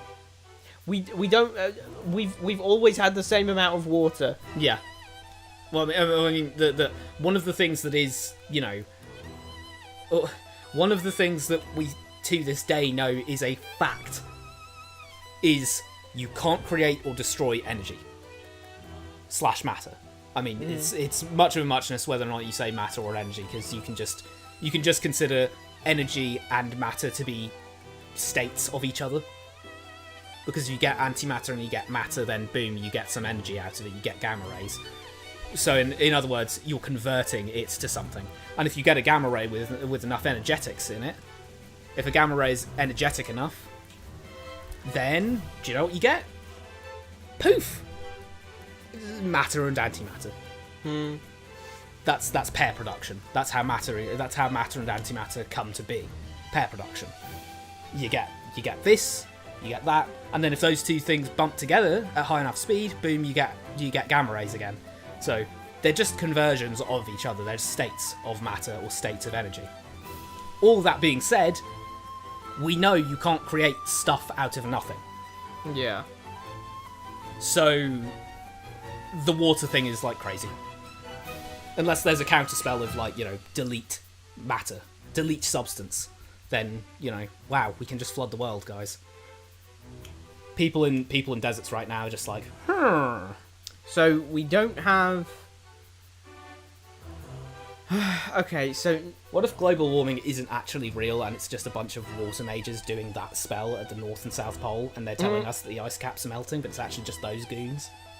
That would be annoying. I'd be fuming. But... Wait, where was I? And the warming part, I don't know where that comes from. They just they put the aircon on. So we know that necromancy, a necromancy-related murder hasn't occurred in a century. Yep. So, or thereabouts. So they just don't know that. They just don't know what it is, I suppose. Since the knowledge about it, like she said, is heavily regulated. Yep. So no one knows what necromancy is even capable of. Yeah. It's certainly a strange way of doing it. Yep. I'd be terrified to know. Well, yeah, terrified. Clearly, he doesn't. Nobility standards. Now there is no ambiguity to him saying, "I can't believe." Bro thinks he's a noble. I'd never be expect. What? Why? Necromancy sound like dark magic, even by the nobility standards. I mean, I guess, yeah, even by the inverted standards, but, like, what? I'd be terrified to know why anyone would want to learn that type of magic. Point kill? The fact that he was the only known student who knew these spells makes him our only suspect. It's still too convenient. Something else is happening. Seldom caught thoughts from Steelwind, and they usually only appeared when someone brought up her father. She was usually very composed, but I still didn't see a hint of that uneasiness in her posture. Normally I could only see these thoughts when the target was stressed or excited. Something about this case must have been rattling her. Is there something you're not telling us, Steelwind? Just stares at me. Oh, I stare back. The eye couldn't catch any more thoughts from her. Now, hopefully, I'll be able to... Yeah, I've done all that, so now I'll be able to... What? No, now we can go to the kitchen and the headmaster's office. Okay. Well, where to first? I'll go to the headmaster's office first. Why not? Followed the map that Steelwind gave us, arriving at the headmaster's office. Oh, hello there. I wasn't expecting any guests today. An elderly man rose to greet us, his hand trembling as he walked towards us with the support of his cane. Damn. Yeah, pretty old dude. His face was wrinkled, but his eyes were sharp. His expression held the wisdom of a life long lived. I recognised his voice. He was the one who made those announcements during the lockdown. It's going to be so awkward now, because from now on we're just going to be in the dark on, like, voices. Oh, yeah. I'm just going to be, Oh, I recognise that voice. Yeah, I recognise that voice, because I did that voice. But next case, I'm just going to be like, oh, this person's speaking, and it's like, oh, hello there, and it's just Lucio Steelwind, and it's like, oh. Yeah. It's just like, oh, I mean, sorry for coming unannounced. You must be... My name is Theodore Redmond. 88. Whoa. Old That is a dude. life well lived. Arcane art. Illusion. My name is Theodore Redmond. I'm the headmaster of the Wyvern Imperial Academy. Theodore Redmond. Occupation, headmaster. Age 88. The elderly headmaster of Wyvern Imperial Academy. He appears to be close to Wallace and facilitated his studies in necromancy. That's another crime. And judging from your appearance, you must be the protege of Ruby Tamora. To what do I owe the pleasure? Wait, hold on a second. Give us the log for a second. Scroll up, scroll up. What? I'm just thinking, how did it phrase it in his profile thing? Oh, he facilitated... He's close to Wallace and he facilitated his study of necromancy. Which is why I said that's another crime. He appears to be facilitated his studies in necromancy. I mean, I don't know why Tyrion would know that, but it is kind of weird how the profiles give you more information than The profiles, I don't know who's saying it. Because a lot of the God time... himself. Well, a lot of the time... I don't know who's saying it, because a lot of the time it seems to be Tyrion. Like, Ruby Tamora, my mentor and legal guardian. Or... Then we have Tyrion Cuthbert, a practicing defense attorney and the best chess player in all Wyvern. What does he just think about himself? He's a practicing defense attorney and the best chess player in all of Wyvern. I'm the best chess player in all of Wyvern. He only considers himself a practicing defense attorney, but he thinks he's the best at chess. Well, he's only done one case so far, mate. Yeah, that's not practicing, though. He is a defense attorney, by law now. It even says, occupation, defense attorney. What's wrong with practicing in that case, then? Oh, yeah, you're right. Practicing means he's doing. He's yeah, doing sorry, it. wait, never Like, mind. oh, I'm a practicing doctor. Sorry, I'm a doctor who has... I got confused about the word practicing, because I thought, well, practice. He's sort of, like, literally he's practicing at being a... silly. But come on. Okay, so let's take what we had from that guy. It says he facilitated his studies in necromancy. Can we scroll back up to Arya Steelwind talking about the crimes?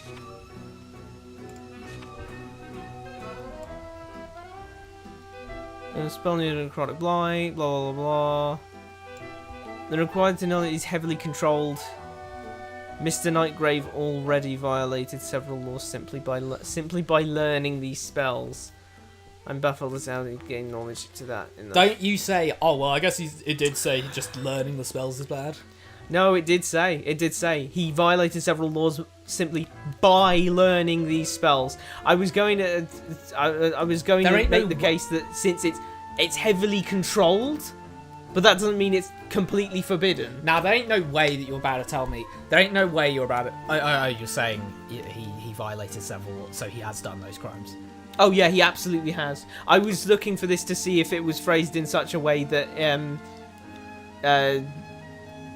it's unambiguous though. It's completely unambiguous. You can't be telling me that dealing the drugs is not a crime, but taking the drugs is a crime. No, I was just banking on the heavily controlled part. Oh, okay. Because it's heavily controlled. It's not all forbidden. It's heavily controlled. Yeah. So the principal would possibly have some sway over, doing the controlled information thing. But Arya said unambiguously, Mr. Nightgrave already violated several laws simply by learning these spells. So learning those spells is unambiguously. I thought you were going to say that. I thought you were going to say that Redmond hadn't committed a crime by letting him learn those spells. Oh no, which not at all. No, he has to commit. Like, there's no way that you can make people learn a spell and then they get a crime for it, and you can just go, no, but I didn't learn them myself. Yeah. And they're like, all right, bet. Drug dealers are just like, no, bro, I didn't actually take. I didn't take any of them. Valid. One of the parts to do with that there is the fact that she said simply by learning those spells he has commit crimes. So whilst necromancy as a school is heavily controlled, the ones that he at least necrotic blight, which makes sense. At least necrotic blight, it is completely forbidden to learn it in any way, shape, or form. There is no situation in which it's like, some of them are. It's heavily controlled, so some of them you can learn, given the right sanctions. That is not one of them. That is completely illegal to learn. Which makes sense, because point kill is really, really dangerous. This is more dangerous than a gun. This is more dangerous than other similar death spells of its type, such as Avada Kedavra. This is one of the most powerful mass murdering tools you could ever hope for. If you went out into a crowd and pointed at a bunch of people, Blighto, Blighto, Blighto, Blighto, Blighto, you're going to rack up a kill count so damn fast, and who is going to stop you? Yep, someone else was Blighto. Someone else with Blighto. Blighto.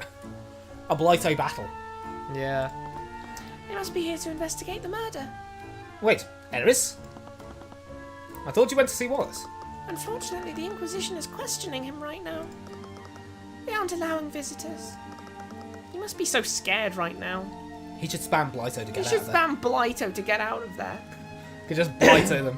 Like he needs any more crimes on the list. Yeah. He's already under investigation for murder, and by rights, we should also be investigating him for learning Blighto and any other spells that are completely expressly forbidden. Well, I mean, at that point, he's cooked anyway, so he may as well just, Yeah.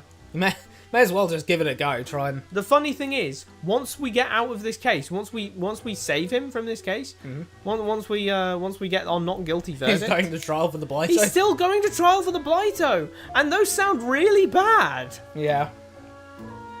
Yeah. That's really bad! Like... Maybe he gets public service for it. Public...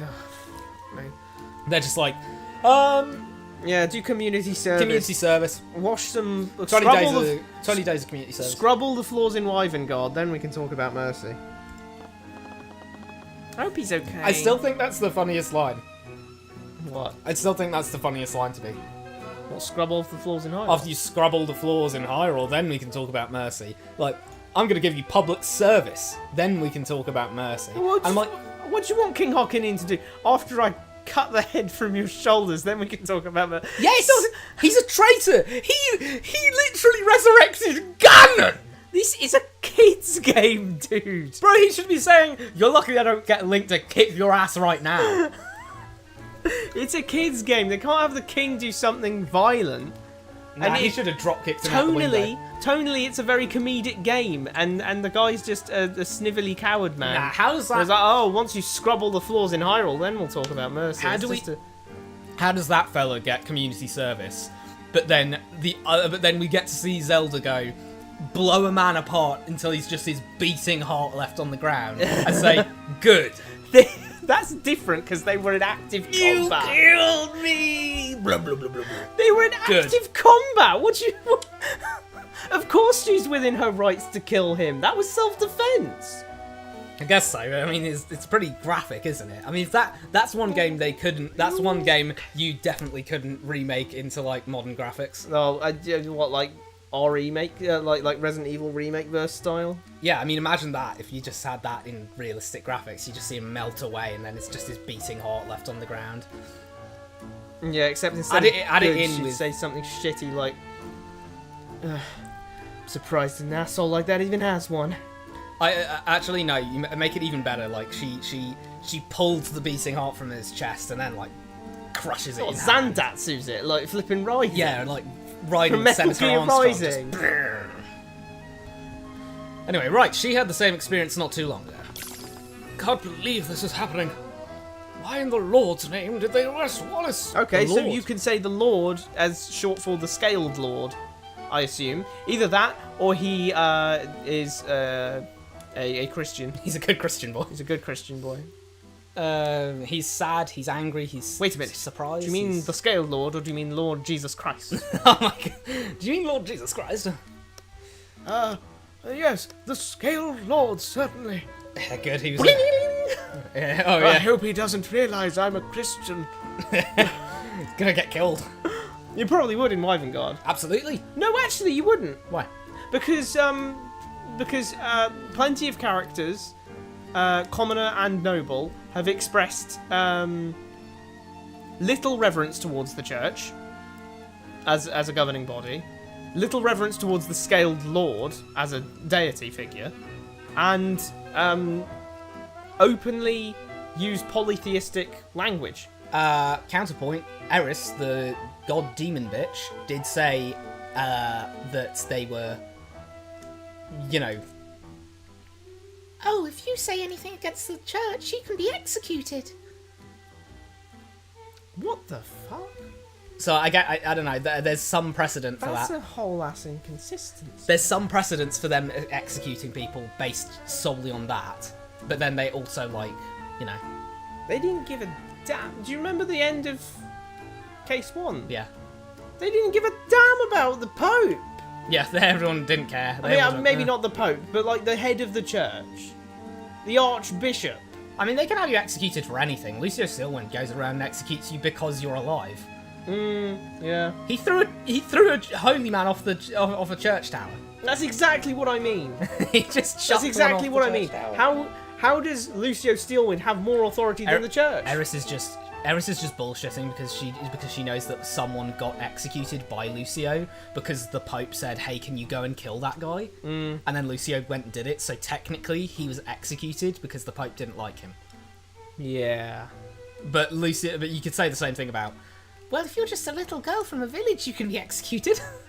Because Lucio's, Madarad, the village, just dropped a big boulder on it. Can we hide the GUI? This is perfect because there's no one here yet. I would like to mention, I would like to point out the 2 bottles of wine he has underneath that painting, and the other bottle of wine he has on the chair there. He also has 3 like cups over there. This looks like he'd be entertaining guests here, and it does look like you'd need 3 at least. Small table for guests. Is that wine? No, actually, it's just apple juice. What the? Not grape juice. No, Redmond. I know that you've probably got cataracts on your cataracts, but that colour is not apple juice colour. Yeah, that's a weird bottle. And you can't tell me that it's the colour of the bottle, because the bottle is blatantly clear, as you can see at the top where there's no liquid in it. Maybe it's a reflection. Most of my guests are students, after all. Why would that matter? What do you mean? I mean, why would there be a connection with being a student and legal drinking age? Why? Let's take our very own country into consideration. Okay.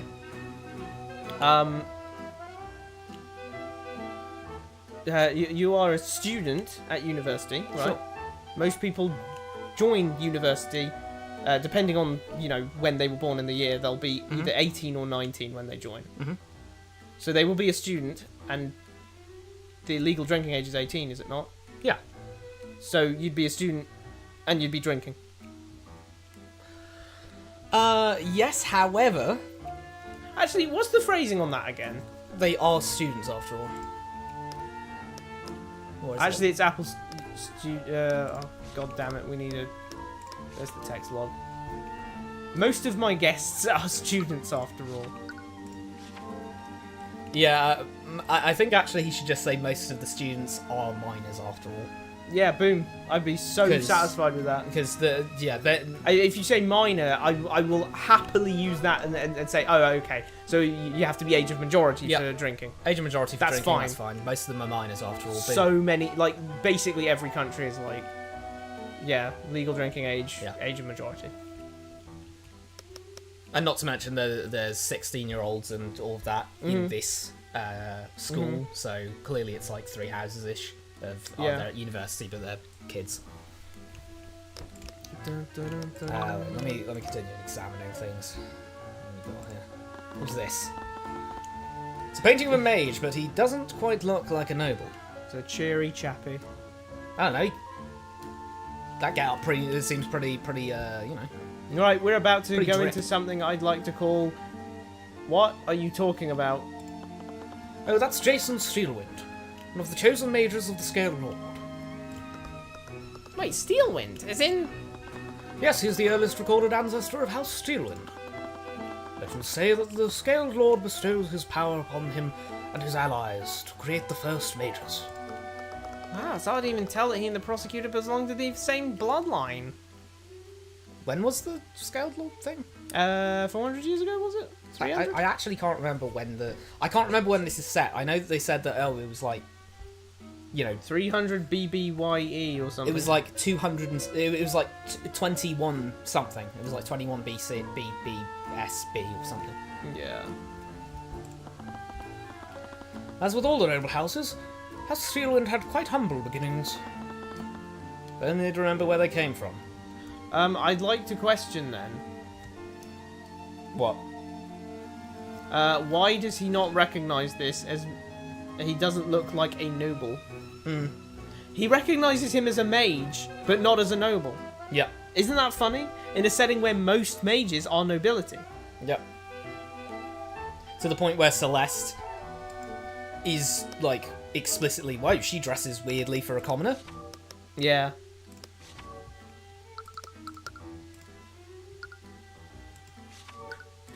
So... Wait.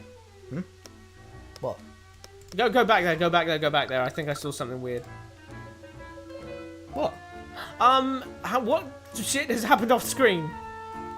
What, the fact she's a bodyguard? No, read that out, read that out. Okay. My personal bodyguard, she accompanies me everywhere to keep me safe. She's energetic and is really competitive. She seems to have an abnormally high strength despite her small figure. She's an adept fighter and has saved my life on multiple occasions. Oh, saved my life on multiple occasions? Multiple occasions, bro. Wow. What happened off screen? We went to the library. Yeah.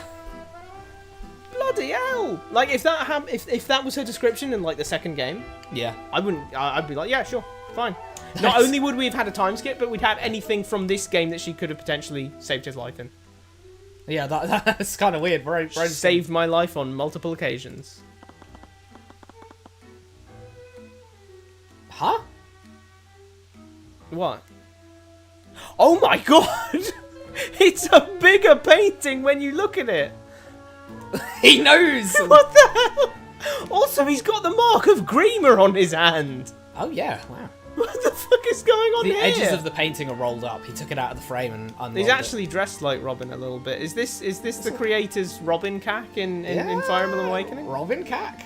If it is, tell me. I will keep your secret. You just DM me and then I'll keep your secret. I'll keep your secret. And then on the next stream I'll be like, yo, I got a DM. I got a DM. It didn't tell me anything though. Trust. Yeah, we'll But, hide it. Anyway, this is a mage, is it not? Yes. That. Well, no, it's a professor. Oh, he's a professor. But yeah, he's a professor of magic, presumably because it's a magic school. Why would it be a professor of not magic? He looks like a professor. A professor of philosophy.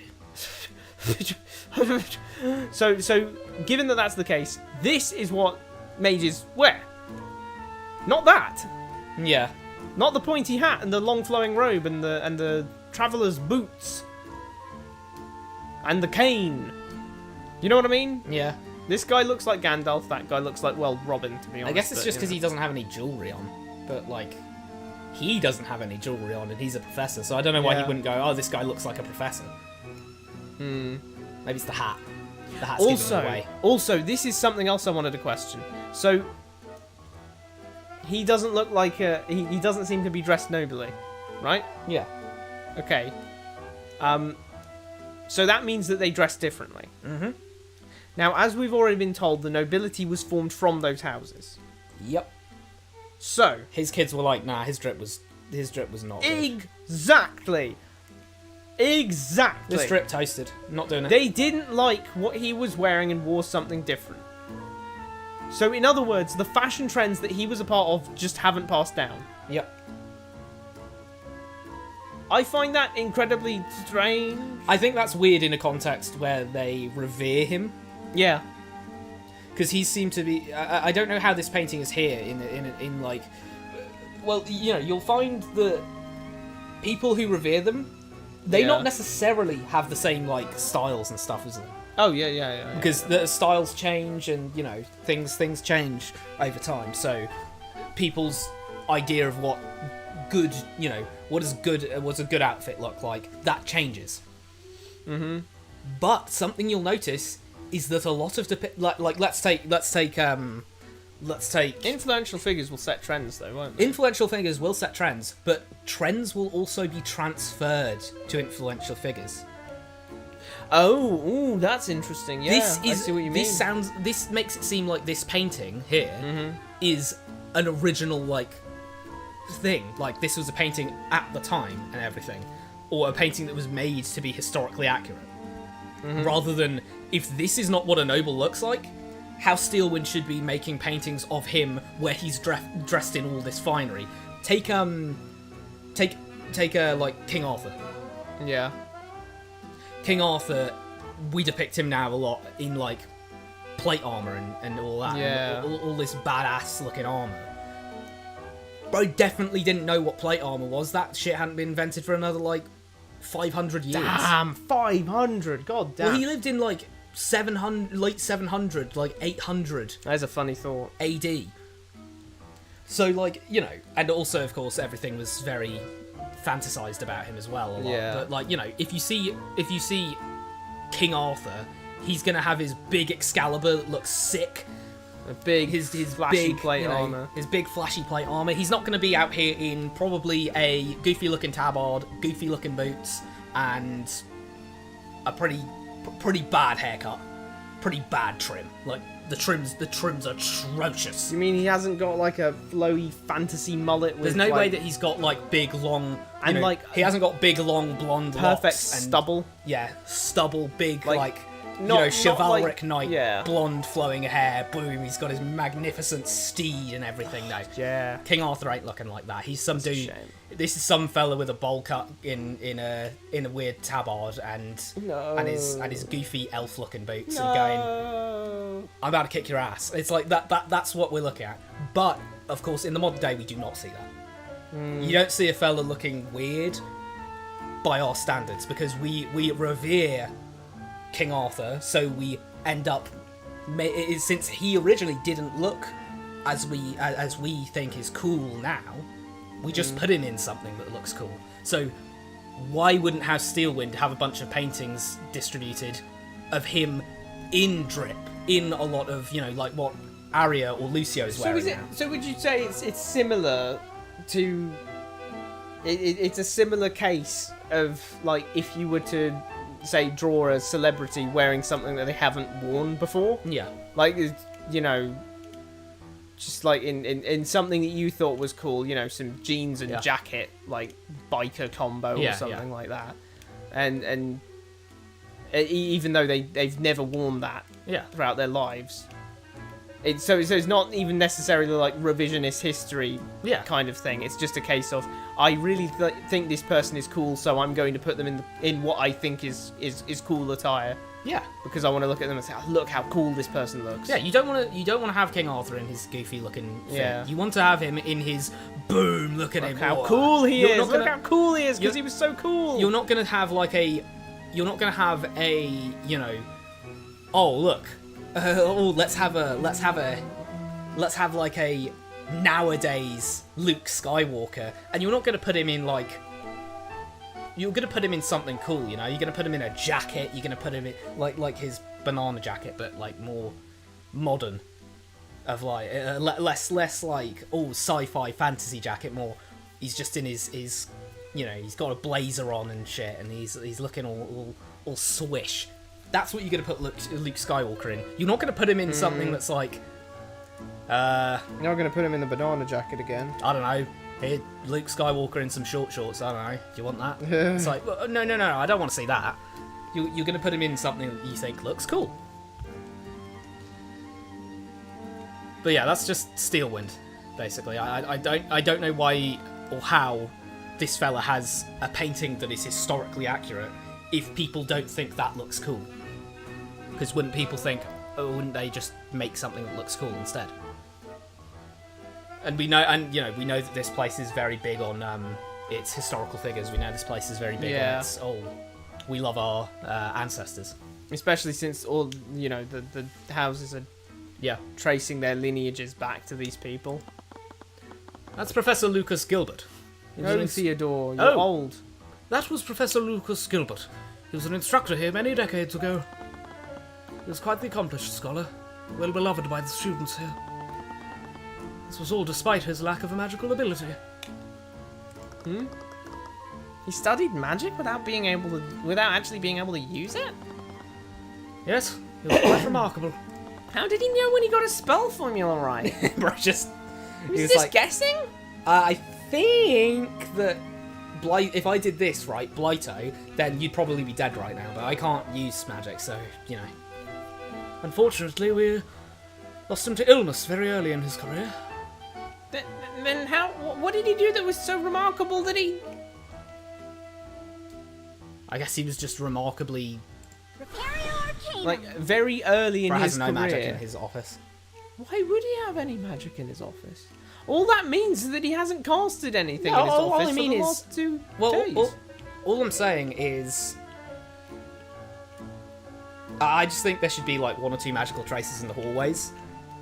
In the hallways, yeah. In the hallways or somewhere, I think there should be some magical traces that are literally just like students fucking around. Because there ain't no way that students aren't going around and like doing a little spell here and there. Yeah. Someone's gone, hey, watch me cast. Look, someone's gone over to the wall and say, hey, watch me cast the free spell. Froze the wall. But of course, it's a 2-day thing. The hallway is easier because there's been so many people in it. But this is his office. Yeah. So unless he knows any utility-based spells... Yeah, I guess so. I don't see why... Prestidigitation. He's just spamming it. He's just spamming prestidigitation all over the place. Like, bam, bam, prestidigitation. That isn't what the... It's like, the Kingpin thing with the pen. He does it when he's nervous. He's like, let me prestidigitation. That is the most relatable thing Kingpin ever did. Click a pen. Yeah, clicking the pen when you're nervous. Like, that is such a... Yeah, that's such a, nervous motion thing. Yeah, clicking... I mean... Or frustration as well. Oh, yeah. There's a fireplace with some burning wood. Looks pretty cozy. Thanks, Tyrion. Thanks, Tyrion. Oh, all of a sudden, fires are cozy. Yes, I haven't let him. I'm not letting him live down the. Oh well, they have fires here in the stone building. I guess they don't care. I guess they don't care about the safety of the. They were in braziers. Yeah. It's not like it was a wooden floor or anything. They couldn't exactly like. You couldn't start a fire in that place if you tried. Yeah, you could. It was all stone. If you pull, and it's not like you could pull it off the wall either, because it was like locked bolted in there, to the bolted wall. to the wall. It's not just like a little holder and then just a fat torch in And there. seriously, what is he saying? That are you going to commit suicide with them? No, you're not. How would you do that? Yeah, you'd keep that sort of thing out of an insane asylum so that the patients don't hurt themselves. Yeah. But you wouldn't keep it out of. You know, your prisoners are sitting in the cell. They're probably not going to bash their heads against the wall. Yeah. You just go, you turn around for 1 second, and the prisoner's just like flushed themselves down the toilet. You're just like, wait, what? Now, if it was the case, You see their legs dangling at the top of it. You're like, get out of there! Now, if he drew attention to the fact that the bolts looked rusty or like they looked like they could fall off at any time or something, or if it was a larger piece that's in the middle of the room, Or if something, it was above a bed. or if above the bed, then yeah, I'd absolutely understand that. But he's just talking about lighting and a little bit of extra warmth in the corner of the bloody room. It's a fancy looking chandelier. Thanks. It's one of those cases of I wanted to get the meaning of a particular thing across. Yeah. You know, what we're supposed to get from that is that the dungeons and the staff don't really care about the prisoners and the defendants. Yep. But that has not been got across correctly. You know what I mean? It's just a little bit of touching up work, basically. You need to make sure that what you're trying to get across is actually being demonstrated by what you've written down. There's a window with a view of a garden. Those must be trees. Yeah. Headmaster has a nice view from up here. Or maybe just a really large hedge. But you said up here. This is the first floor, right? Yeah, going by British way first. Which floor, is the only right way of doing it, because the ground floor is the ground floor. I'll be valid. I'll actually be absolutely upfront with you. I cannot fucking work out which one is which or anything. I have no clue. Which one is what? Because I'm like, first floor, well, it's the first one you go into, and then you go into the second floor because it's the second floor. Now, here's ground why I think floor, okay, is that the 0th floor then? It is the 0th floor. You haven't gone up or down yet. You haven't increased your height or decreased your height. You're at 0 altitude. So it's the ground floor. Okay, all well and good. How do you dictate that based on where the hell the ground is if it's on a slanted building? If you have one of those buildings that's like got a ground floor up here and then you go down the hill and there's also a ground entrance there, what's that? Arbitrarily. You just say that's ground floor. That's either one would work. That's basement. That's ground. You could say that's the basement floor, but you can walk out of it, or you could say that's the ground floor and then you walk out of the top floor. I'd say either way. I mean, either way you cut the cake, that's a problem. Yeah, I mean, yeah, I guess so. I don't know. Because the first floor is the ground floor, otherwise, right? Yeah. Otherwise, you're saying first floor. So, like, is that the first floor because you can walk out, or is that the first floor and this is basement? That's the first floor because you can walk out. So that's the first floor you can go into. But but saying that's the ground floor, well, it's below ground. Like, the first floor at the bottom you can go into is always going to be the first floor at the bottom you can go into. But then why is it a problem to call that the ground floor? Because it's not on the ground, it's below the ground. But Half you could below the ground. Half below the ground? Because on this side it's below the ground, because you can't go out this side, but on that side you can go out to that side and it's ground floor. I'm just saying, I don't have a particular preference to it, and I always forget which one it is. So I don't, you know. This is terrible. To think that one of my prize students would be accused of murder. We heard your voice on the intercom when the lockdown happened. We already know that you were teaching him illegal spells. So honestly, you're going to prison too. Blighto! Oh shit! Are you the one who triggered it? Yes, I activated it when I received the call from Valentina. She reported that Professor Bellwether was collapsed and Oh, unresponsive. I forgot to mention what I was actually trying to mention. So since we're on the first floor, that's what I was. That can infer us some information about the trees. What's in the garden? You know. Yeah. Trees? The trees in the garden. Yeah. This is headmaster's office. So we're actually looking out frontwards Wait, into but the. how does that work with What the hotels? What? And the winner of least consistent map to room ratio goes to this place. This isn't a rectangle! This room is not a rectangle! Yep. This room is not a rectangle. Those are not right angles! There is no way for this to be a rectangle. Now, okay, fine. The map is just like a map. Whoever made this map needs to be shot. Yeah, taken round back and get point killed. The Inquisitor who did this map, just pack it in. Headmaster's actions. He got a booty call. Well, he got a security call from. Oh my god! How does the lockdown system work? It's an artificial network that's built into the walls of the entire academy. That must have been expensive. Well, I mean, That they also are funded must- by the nobility. So. That also must have been a recent addition. Why? Because by the sounds of things, it's pretty state of the art. Yeah. Which means this academy can't be that old. Either that or extensive work was done to put those in. Yeah. Just took the bricks out and. Take the bricks out, put the artificiary shite in, unbrick the bricks. In the event of an emergency, I can activate it using the stone. The headmaster pulled out a glowing stone from his desk. To hear the hum of magical energy emanating from it. Once activated, the system creates some magical barriers throughout the building. A magical barriers, amazing. Amazing English there, wow. Wait, what? I said a magical barriers, not it wasn't wasn't a typo. No, it wasn't the script's fault, it was my fault. It's designed to contain and protect each room of the building. Could a powerful mage breach any of the barriers? I doubt it. Barriers can withstand a great amount of force. Even block mages from teleporting through them. Oh man. Once activated, even I can't turn it off for an hour. Wow.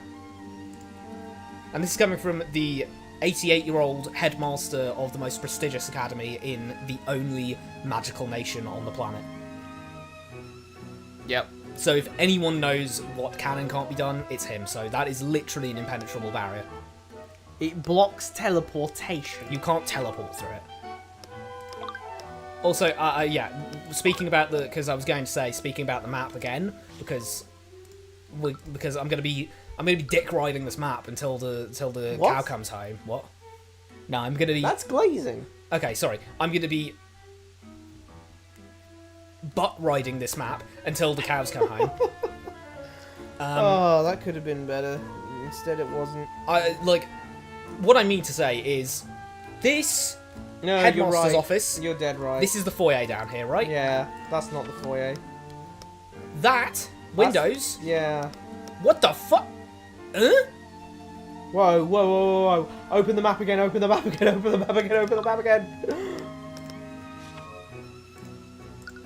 Okay, so those are the stairs. Yeah. There's the headmaster's office. Bring up the foyer. So, those are the stairs. So there's the headmaster. So the headmaster's office is just there off to the right. However, if we look carefully at this, we can see some outside from those, from the light there. It is actually plausible. It's plausible for those trees to be there. Those trees could be there. Wow. Rare map dub. Rare map W. Shouts to the map. Shoutouts to the map. Amazing. That was done right. Thank God. What can you tell me about Wallace? Earlier you said he was one of your prized students. Also heard that he's a necromancer. I may or may not have taught him illegal spells. We also heard that What have I got to lose? I'm 88. We also heard that he may have been dealing some devil's lettuce outside in the courtyard. That's definitely not school funded. You know I'll never serve out my sentence anyway. I just need to understand if that's really true.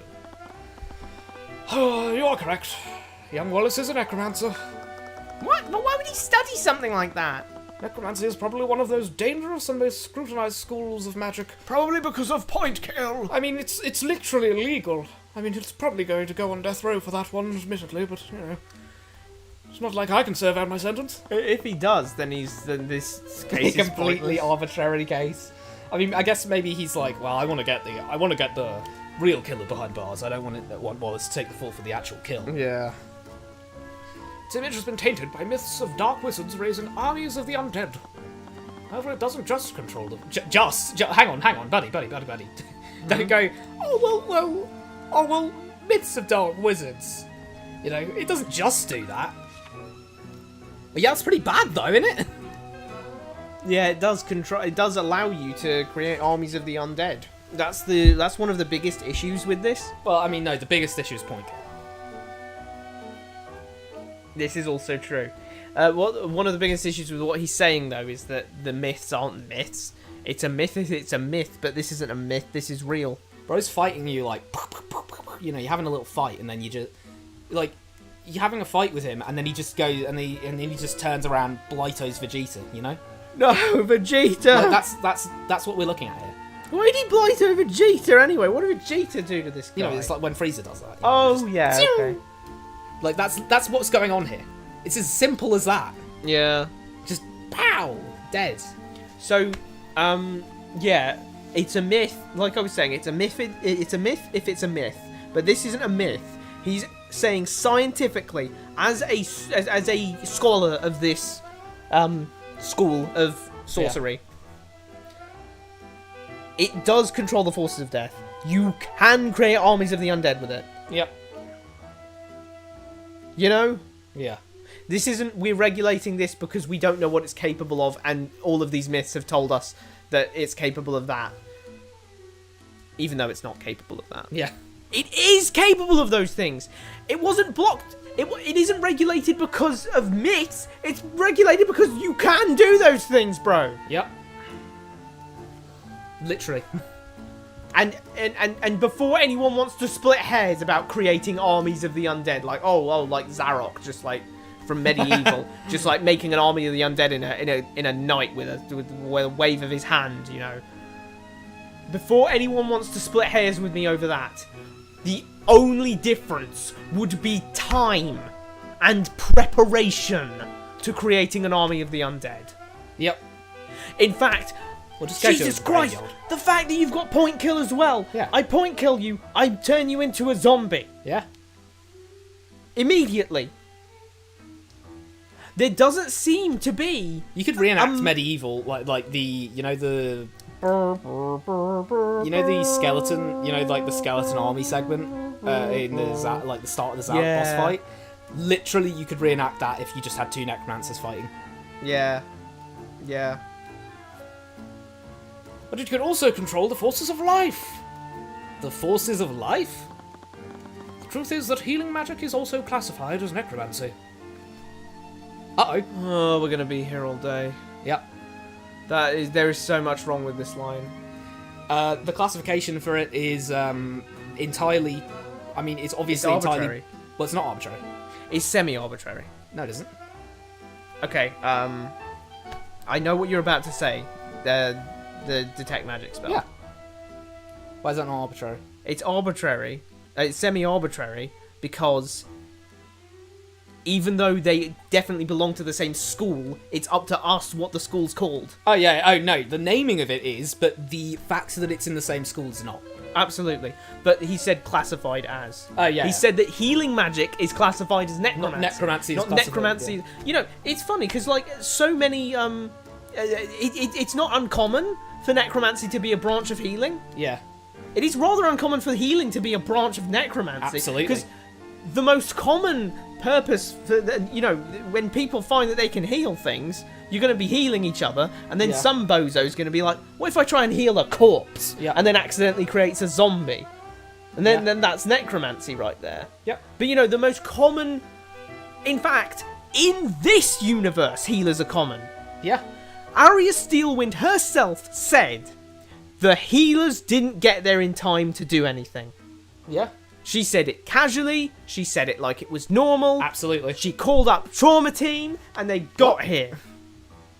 And they were too late to do anything. Yeah. Understand? Yeah. So, that means that means that healing is normal. Yeah. However, we are about to have Celeste and Tyrion put up their shocked expressions as they find out that, oh, what healing's necromancy? Yep. Like, they don't live in this world. And that's the funny thing, because necromancy, our classification of it as necromancy is arbitrary. If we're burying necromancy, Yeah. then the school shouldn't be necromancy. It should be vivification or something. Yep. Or Healing. life magic, heal magic. Yep. It should not be. And at the end of the day, the fact that there are healers who are mages means They are necromancers. they're necromancers. So necromancy is common. Yep. You go to your doctor, he's a necromancer. That's the. How is it forbidden and, highly... How is it illegal to learn necromancy? I mean, Wait, I need to say something before anyone tries to cut me off with the, oh, well, just because Arya said the healers did it doesn't mean that it's normal. Yes, it's normal. Tyrion didn't mention anything about it, and neither did Celeste. If it was something that was so strange, or like, well, only the rich people would who the have fuck this. are healers? If it was strange and, only the rich people would have this, they would have said, oh, well, I guess this is a pretty prestigious school. It does make sense that some healers would show up. No, they didn't even say that. It is commonplace for healers to show up because 2 commoners didn't bat an eye at the fact that healers were showing up. They just went, oh, boom, prove me wrong. Yeah.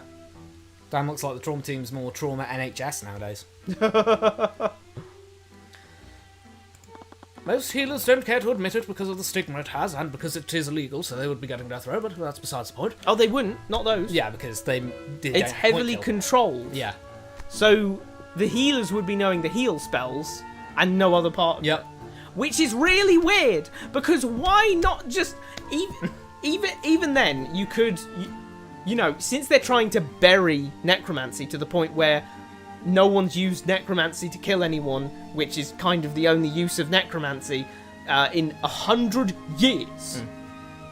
Why wouldn't they just classify necromancy as its own thing and classify healing magic as its own thing, even though technically speaking they're the same school? Why isn't it the case that... What about it? Chop off your index finger. Yeah? You can't use Blyto. What the oh my god. So you could just... So you... Oh, he's gonna get his fingers chopped off. If you have your index finger removed, yeah, Oh, it'll man. remove like some of this, that, or the other, but you at least say, I'm never using Blyto. Well, in other words, you've just described what his punishment is going to be after we clear him of the murder. Oh yeah, true. He's gonna have his index fingers removed. Because then no Blyto for you. And he can't Blyto. Or even just like... does it mean the whole finger, or do you have? Or could you just take off the top one? The top, like, little bit. They just get The phalange. They get big like nail clippers. And just... Holy fuck, that's awful. Anyway, so yeah, what I'm trying to say is, why didn't we look at that magical trace and say, oh, that's a healing magical trace? Yeah. And then Arya says, oh no, that's actually necromancy. No, that's necromancy. Because it would be pretty common for someone to, let's say someone's had an accident. Yep. And someone tries to heal them, but it's just not enough. Yeah, you don't go up to... Does the Inquisition... They go up to you and just go... Does someone use detect magic on that and go, holy shit, necromancy? Yep. Did you necromance Well, no, him? no one's healed them because there's never been a necromancy... There's not been a necromancy-involved homicide in 100 years. You're right, so actually that means no one's tried to heal anyone that is dying They go from up to having them, been killed. They're like, oh, I'm bleeding out. And they just go, Damn. sucks for you, eh? Even though healers are commonplace. Yeah. And healers must be pretty commonplace. Not just like they're known about. There's loads of them. They actually are trauma team. They just go up to you and they're like, so are you a platinum client? Or... And they're like, what? What do you mean? Are you even What's this guy's subscription level? Do you even have a subscription to Trauma Team? What the fuck is Trauma Team? All right. Off Sorry. we go. Off we go. And then they just leave, and that's what the healers do. In Yeah, this. so Because he- like, is that what's going on? Anyway, the bottom line is healers. There shouldn't be this concept of healers having stigma regarding necromancy to begin with, because healing magic, the more like no, wait, hold on a second. The explicitly more common use of the necromancy school in the text and setting. Yep. So, factual statement: healing necromancy is more common in this verse than non-healing necromancy, than like Blyto style necromancy. Yeah. We were told that in the text. So, despite that, there is a stigma around the use of that type of magic. In fact, you know, All my homies hate doctors. something else that I've noticed about this setting. It's missing something that a lot of magic systems have. A bar? Yeah, a limit. So many of them have some sort of mana or energy or key. You can only do it this amount of times a day. Yeah, or maybe you need to expend a resource like some kind of rock or stone or You've got crystal. chakra, or you know. Yeah, it's either using up your energy or it's using up something. But that's one of the problems with Blyto. Blyto's like, Blastia imagine if. Oh yeah, Blastia. from the spirit. Vesperia. Imagine if you used Blyto and that took you out Yeah. for like a day. Yeah. Then that would be like, okay, very bad. Yeah, you'd kill someone, but like you'd be at the mercy Yeah. of basically everyone else who Everyone was else in can the room. just go like, well, Okay, arrest this guy, put him in prison immediately. Then but- it would be like, okay. Because there is, or like it requires the use of like a ton of gold Yeah. or some other such resource. But there isn't. You can just point and kill. It's Yep. point kill. That's why I call it point kill, because you point and you kill. No reload time. No reload time. You point and kill. You point and kill. You point and kill. You can kill people as quickly as you can say Blyto. That's pretty fast. I'm just saying. Yeah. And this isn't a... And it's more lethal than bullets. Because plenty of people can catch a stray bullet and live. If someone crazy takes an AK-47 and sprays it into a crowd, I'd bet a fair few people would get hit but still live. If you get hit by Blyto, you're dead. Dead, dead, dead, dead, dead, dead. Yep. No ifs and or buts literally about does it. say you It says you instantly die. instantly die. I'm like, I'm out here playing Ender Lilies. I'm going, wow, look, she has the blight. Oh. Oh no! And then boom, I accidentally killed you because I was pointing at you.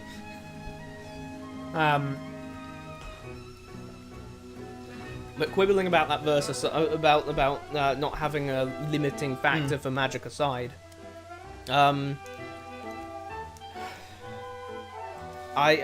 we're about to jump head first into why this why this recurring theme throughout Case 2 is just so problematic. But that's why Wallace was studying it. That's why Wallace decided to learn point kill. He wishes to become a doctor. So he learnt point kill? He thinks he can maybe refine it and then, like, make a cancer treatment out of it? You know, point kill the tumour? I don't know. But there are plenty of mages who know healing magic. Yes, they're called necromancers. Wow. Why is Wallace being singled out? I don't particularly know. For years he's been studying necromancy beyond the basic healing spells. Something which is explicitly illegal.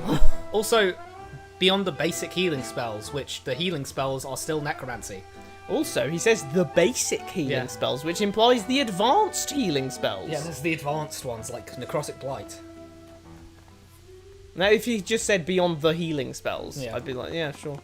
He believes that high-level necromancy could revolutionize modern medicine. He's very smooth brained. Yeah, he's a little He confused. has no wrinkles on his brain. I'm just saying. I don't know. This that's just, dude, you're just a complete and total moron if you think that like learning point kill and turn you into a zombie is going to help you revolutionize modern medicine. Like okay, Wallace would unironically, like I'm not even joking about this. Wallace would unironically be an umbrella researcher in the Resident Evil setting. Yep, absolutely. He would unironically be doing that. Yeah. Extreme? Is it? Is it? No, because like some of them thought they were making, or I imagine a lot of them thought they were making basically a super serum, and you know, something that can make you immortal. William Birkin?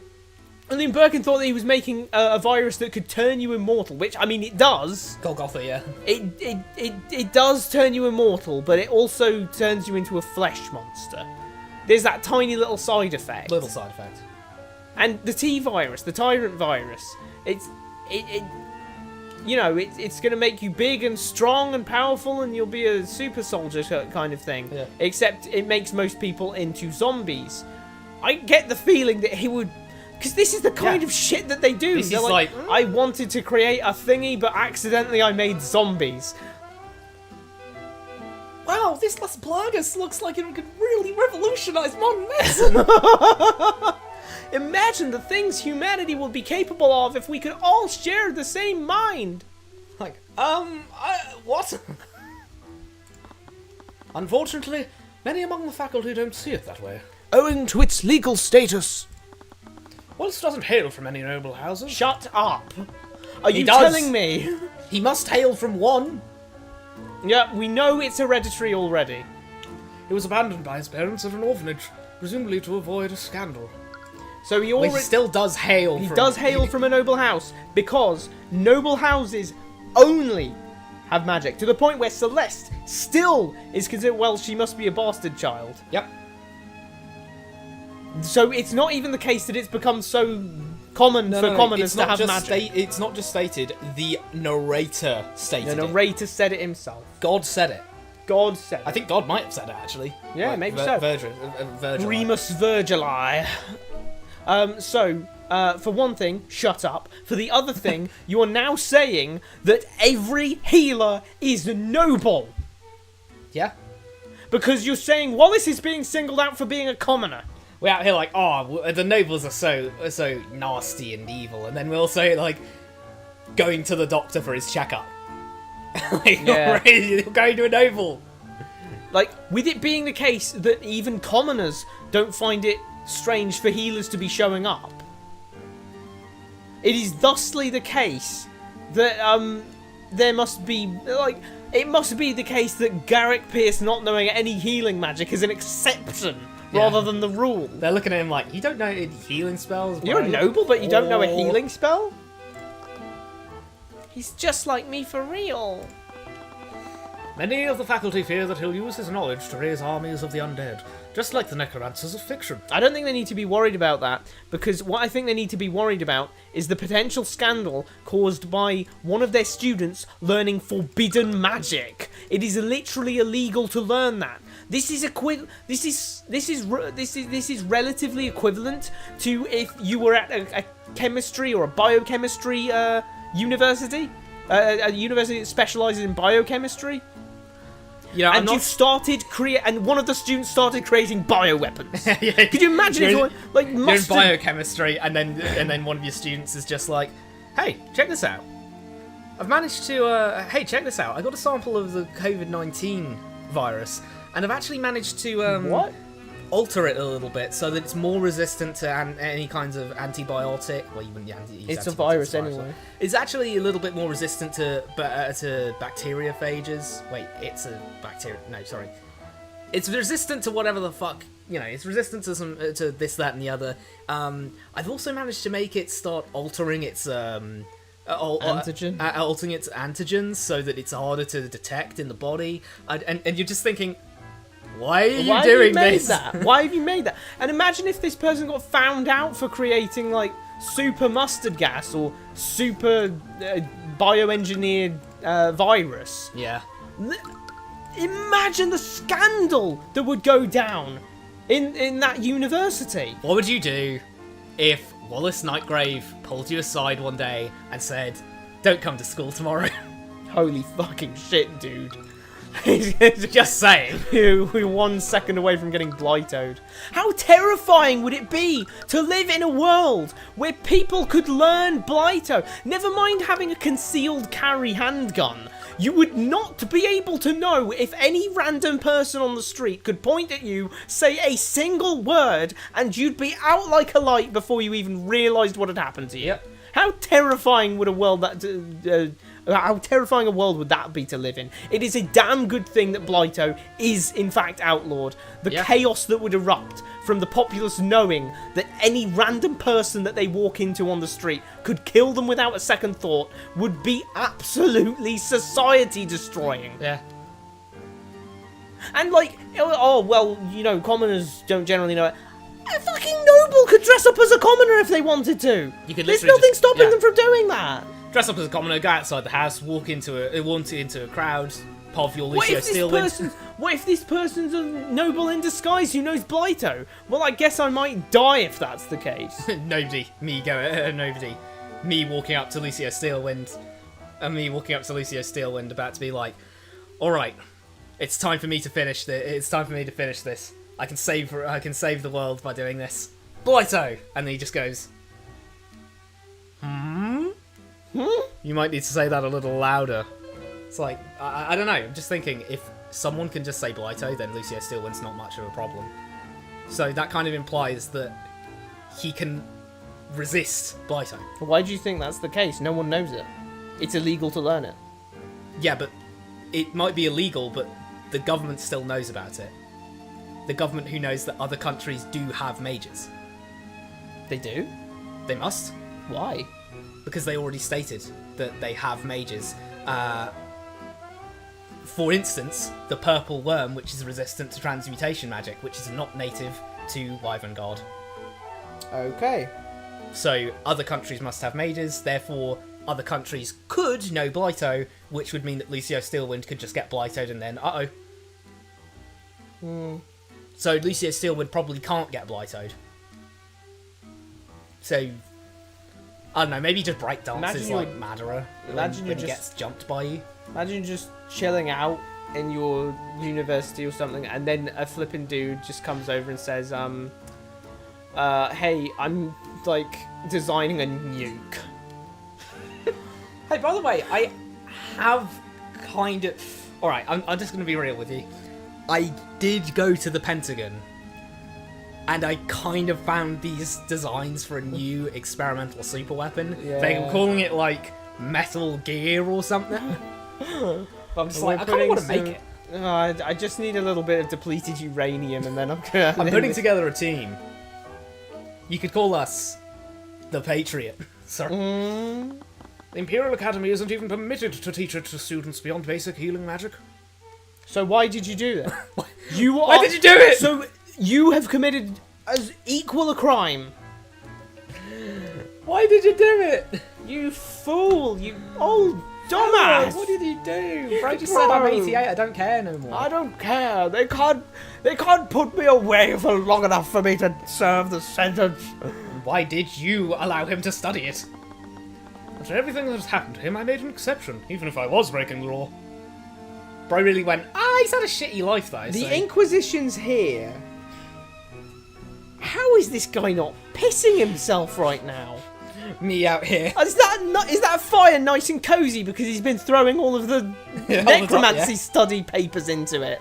Me out here going down. Me going down to the. Me going down to the starving African child. Like, here, bro, giving him the Glock. You've had a pretty shit life. You'll be needing this, my guy. Go out there. And then he's just looking at me like, bro, I just want some fucking clean water, innit? It's like, no. The gat will do you well. Like, no, seriously, what is he doing here? He's like, he's had a pretty shit life, so I gave him a gun. The thing is, It's I'm literally going to that make joke. an exception even if I'm breaking the law. Is a fine thing to do, but you have to. It has to come from a place of really strong emotion. You know what I mean? Yeah. Like this has to be. It has to be that this thing that he wants to do by learning. Honestly, in the original version of the game, we get this scene of why he's studying it earlier, which honestly helps us because from the dramatic irony sense, we still know that his intentions are pure. Even though he knows point kill, even though he knows this, that, and the other. It's literally that joke of... It's literally that joke of what's it called? It's that joke of... Oh, excellent. Now give him a concealed carry permit. You know, it's literally just that. Like, what? Why? Bro, saying, oh, well, he had some bad stuff happen to him, so you gave him a gun. If you think he's had a bad life, give him some therapy, damn it. Don't give him Blighto. Yeah. What happened to him? I'm not at liberty to say more. You just confessed to a very serious crime, and then you said, I can't tell you that. I swore an oath to my bro. Well, you see, it wouldn't be cool of me to tell you all of his, stuff. If you plan on defending Wallace, will you need his spell compendium? Yes, having a client's compendium is instrumental to acquitting them. You may find that last bit... you may find that a bit difficult. After a certain incident, he destroyed his compendium. Is it in there? What? How'd you do that? Is it because possibly he had some stuff that was illegal inside the spell compendium? Doesn't he need it to cast magic? No, of course. Fella of course forgot the he last doesn't. case. A spell compendium is a device we use to keep track of what spells we can cast. Okay, whoever didn't play the first case and then played this case, you're right to feel lost. You're a psycho. It's really convenient for remembering the formulas and incantations of my spells, but it's not actually required to use magic. I thought of getting rid of mine a long time ago, but they're really expensive. Luckily, I have an untuned spell compendium right here.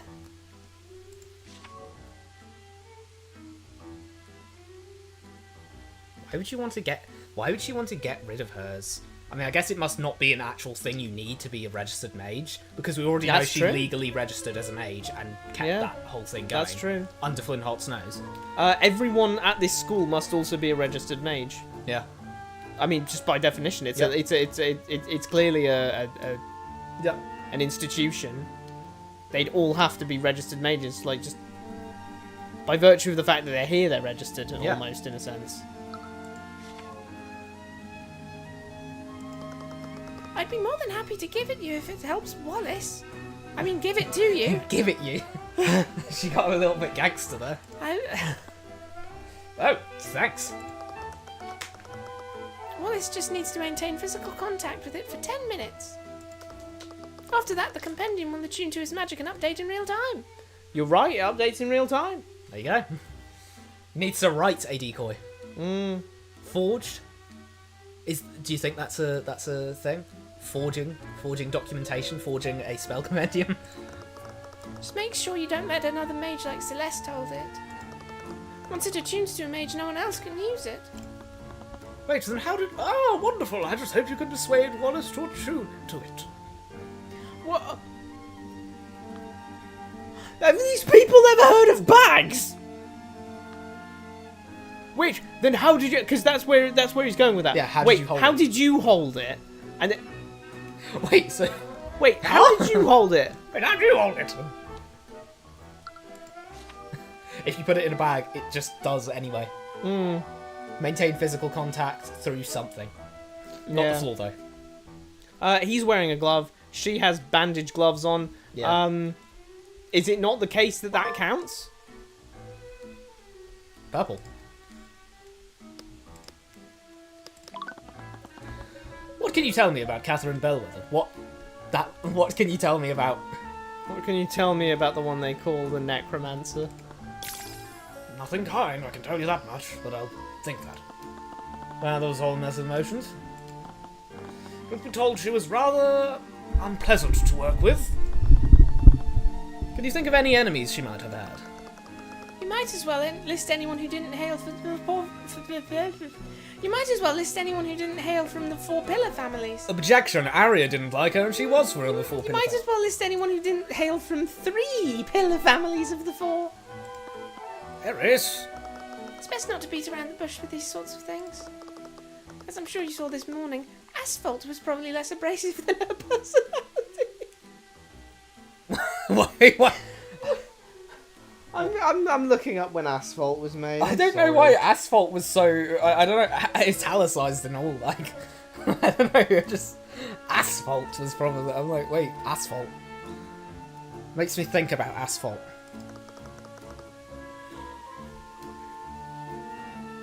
Asphalt concrete. Asphalt concrete, when was it made? God fucking damn it. What? 625. BC? BC. Hell yeah. We love asphalt. The ancient Greeks were using asphalt. Makes sense. It's just a. I would have assumed as much because it's just like a. Stop eating that crow. Why? That crow did nothing wrong. I guess, but like, I was literally about to be like, anachronism. Nah, I think she's chill on that one. Besides, they have you know, artificery and stuff. Yeah. And I say artificery and stuff because I feel like the artificery increasingly becomes stuff that does stuff. Yeah. It can make impenetrable barriers. Mm. Huh? Many people in this school did not care for her. Maybe she wasn't the nicest person. Maybe she wasn't the nicest person, but would that really be enough to motivate someone to murder her? I thought there was only one person. Yeah, person's pretty nice. Yo, he streams. I'm not sure when, because he doesn't have a schedule up on anything. But like, he streams. He's been streaming Pokemon Black. Do we need like a confused plug there Confused plug from actually. Kirby? Like a you know what? I'd just say like, I'll just put a link in the description. Just put a link in the description. Then it's easier. Just click that link. Go and watch his streams. They're chill as hell. He's been playing Pokemon Black recently. It's good stuff. It's good stuff. I love Pokemon Black. Pokemon Black's goated. Anyway, She'd often target and harass students, especially those who were commoners. despite the fact there can't have been that many, considering that Especially every commoner. especially those very particular bastard children. Because every single commoner has to be a bastard child, or a son or daughter of one, which would quickly spiral into madness, if you know what I mean. Yeah. Like, you know, the bastard children, they're all considered commoners, so their kids would be commoners as well. Yeah. Celeste and Tyrion get married. They have kids. What happens? Well, we now have 2 mages who are commoners again, and then they go off and get married, and you know, like what's going on? How is there not like a bunch of, you know? And we know there's not a bunch of them because again, time and again, it's drilled into our heads that the nobility has magic, the commoners don't. It's very, very rare. If there is a commoner who knows magic, then they are assumed to be a bastard child. Direct line as well. Direct, noble bastard child. So is there a law against them having like kids or something? What, bastard, like nobility? Yeah. Like registered mages who aren't members of the nobility? Are they not allowed children or what? I mean, God, even a place as draconian, if you'll excuse the pun, as Wyvern probably couldn't get away with that. I think they could. I think they could. I mean, I'll be honest.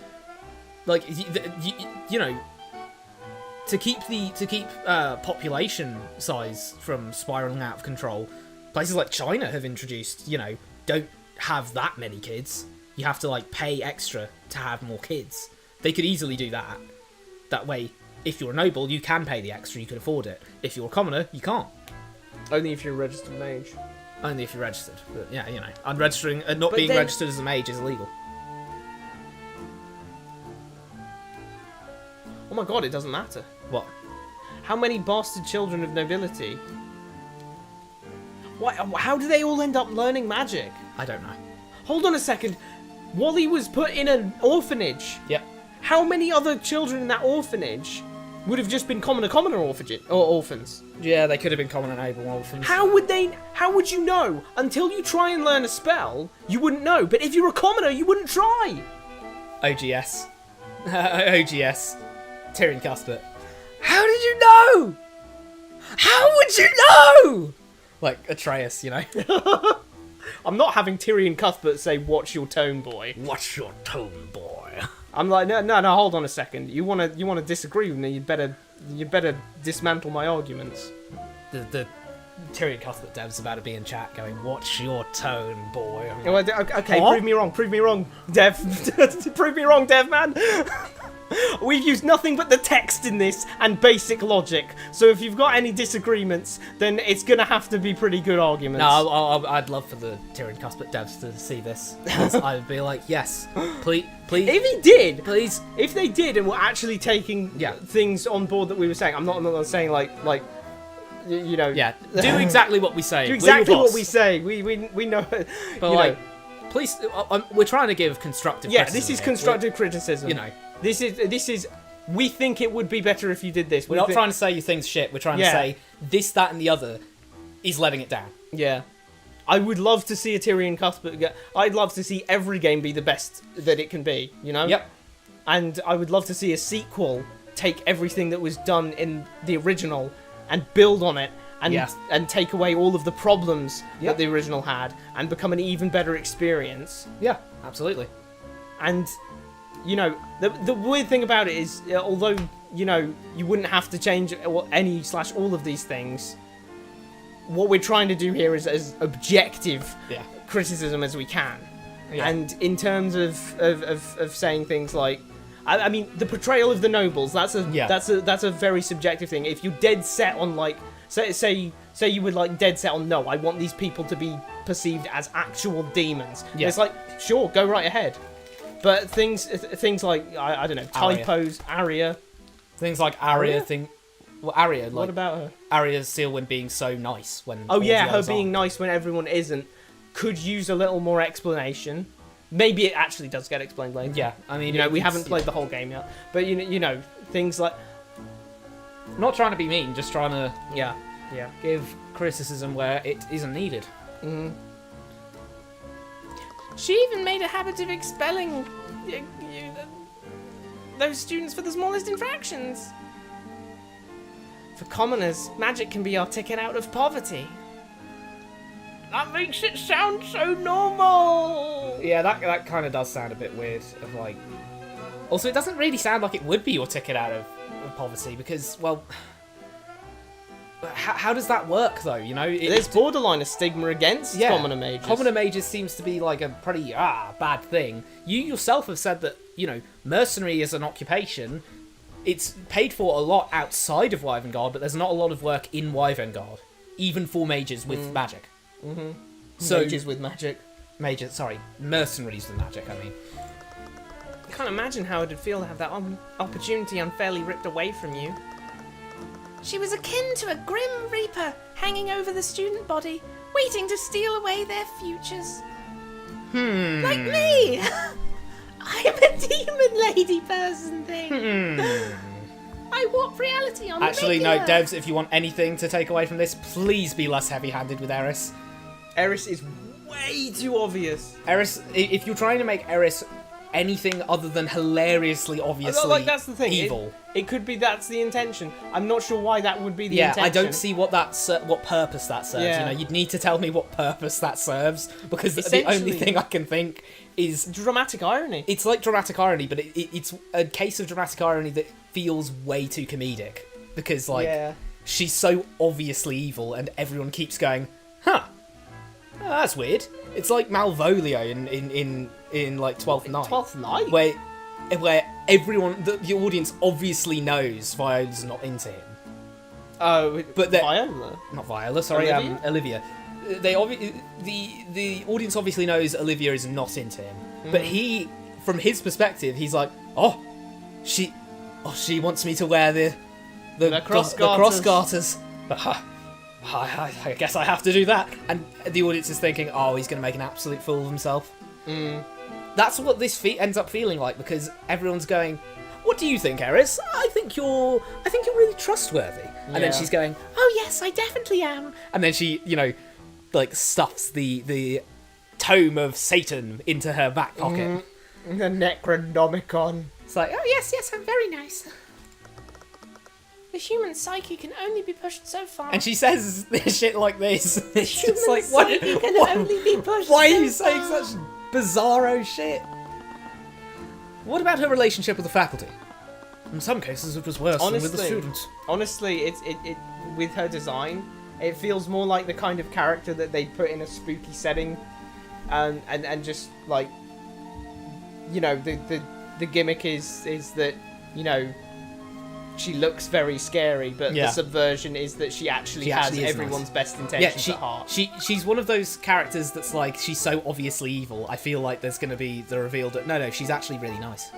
She's genuinely No, she is not evil. She is in fact gentle and sweet. You know, one of those You characters who always goes, And yes, then we're going to... Oh, and I can cook us a meal. And you can come with me to the kitchen. And then I'll serve you up a nice meal. and it's like, Are you going to put me in the meal? it's like, So, no. she's She not just actually. genuinely wants to cook you up a nice meal. She's just kind of, you know, just a little bit weird. She's just kind of spooky. She'd often treat the staff like her personal servants. I'd received many complaints from them about her behaviour, but I was powerless to stop her. But how? I thought you were the headmaster. She's a close friend of the Duke of Finance. She's used her position to curry favour with the noble houses over the years. Duke of Finance, I just whooped his ass in a chess game recently, actually. Wait, has it been a month yet? I don't know. I don't know if it's said how long it's been. It's just like, It's been long enough for Celeste to save Tyrion's life multiple times. he's just out here like, no, yeah, I bet, I Duke of whooped his Finance. ass, yes. Oh, he was actually like maybe mid-diff at best. He was mid-diff at best, 10-0'd easy. Yeah, it was like, just saying. I've had harder chess matches. As you can imagine, the Academy's board is controlled by the nobility. That makes sense considering the fact that the nobility are pulling, you know, Yep. the legal strings of basically everything. They are the Yeah, government, they're the government. so to speak. If I ever tried to remove her, there would be dire consequences. And if they ever learned about the fact that I was teaching students illegal spells, Yeah, Uh-oh. honestly, like that should be a bit of a twist somewhere. Yeah. Like he's saying this right now, but the real reason is that she learned that he was teaching Wallace necromancy and just blackmailed him over it. Yeah. Like, you can't do shit to me anymore because Yeah. if you try anything, I'll just say, I'm hey. gonna go to the Inquisition. I'm gonna tell them you've been teaching this kid necromancy. Mm-hmm. Well, how do you think they're gonna take that? Yeah, he could have just been getting blackmailed. It would have been simple. I haven't learnt any myself, so my spell companion would come out clean. It's like it's like a murder happens and then everyone suddenly just opened the doors to opened the doors to all their secrets. In Phoenix Wright, it's like murder happens, everyone. Well, I better not let them know about that secret. I mean, that's kind of valid, you know. In real life, I don't think people just go, "Oh, well, a murder happened, so I'll let you in on my dirty little secrets." It's No, like if it's very relevant and they're very involved, they might let you know, and they Yeah. think it's directly relevant. Yeah. But like, But some of it comes down to their own vulnerabilities and the Yeah. like. Someone- Oh, I have a fear of clowns, so I didn't go into the clown room, even though I said I was in the clown room at the time. yeah, The clown the clown. The clown room. That's just where Mo lives. I was literally just case 2-3. That's where Mo lives. The clown room. Catherine Bellwether had a tense relation with just about everyone in the academy. She had a history for bullying the students from the common folk and mistreating the academy staff. For several years, she used her position to curry favour with the noble houses. But you know, that's the kind of thing that shows up in a trial. They'll have to prove that they couldn't have been, or they weren't in the place, even though they said they were. And it's like, wait, why were you lying about that? There's something sus going on here. Like, oh, I'm deathly afraid of clowns. That's why I wasn't in the clown room. And it's like, okay, well, I mean, yeah, you probably you get people where their spouse dies. They might have had an affair. They won't tell the cops about that. Yeah, absolutely. Because that's ridiculous. It's not relevant, right? It's not relevant, right? And you know, that would be very, very bad. That would look very, very bad. So you're gonna not say that and hope it doesn't come up. This motherfucker just openly admitted to our face.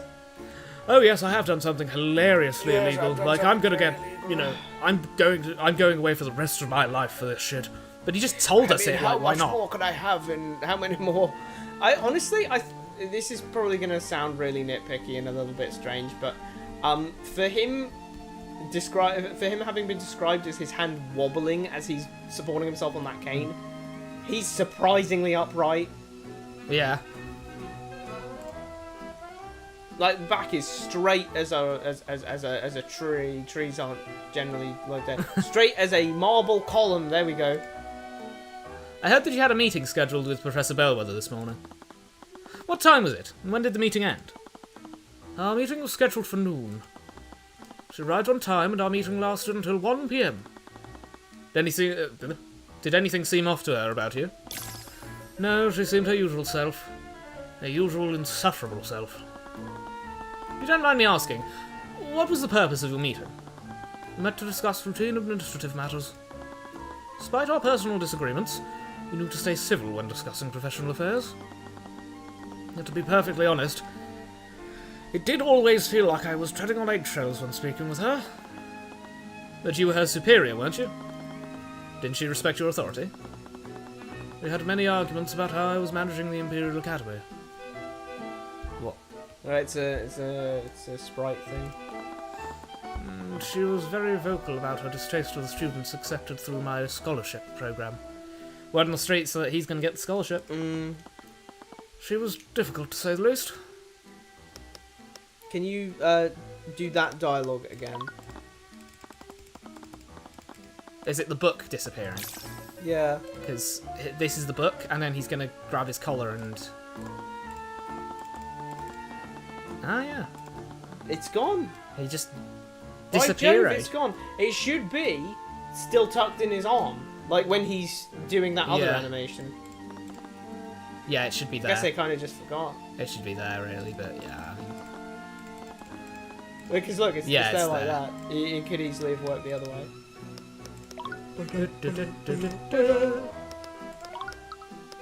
I wonder if we're actually on time. Probably Like, not. With everyone's just like, what just happened? hello, is anyone there? Oh, which one is this? Be right there! Sorry, but the cafeteria is closed right now. Actually, we're here to investigate what happened to Catherine Bell. Mm. We heard that 2 members of the kitchen staff discovered the body. Posture tensioned. Tensioned? What?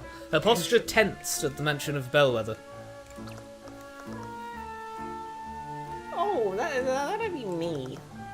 I'm Valentina. You're 2 members of the kitchen staff. No, I'm one member of the kitchen staff, silly. Works for the scale. It's gotten to that point in the stream where I just can't form. Still got regular another sentences. hour. Come on. Works Lock for in. I know, but it always happens. At like the 3rd hour mark, I'm just like. Blah, blah, blah. Blah, blah, blah. She works for the kitchen staff at the Imperial Academy. She works alongside her sister, Valerie. She seems to be on edge due to Bellwether's murder.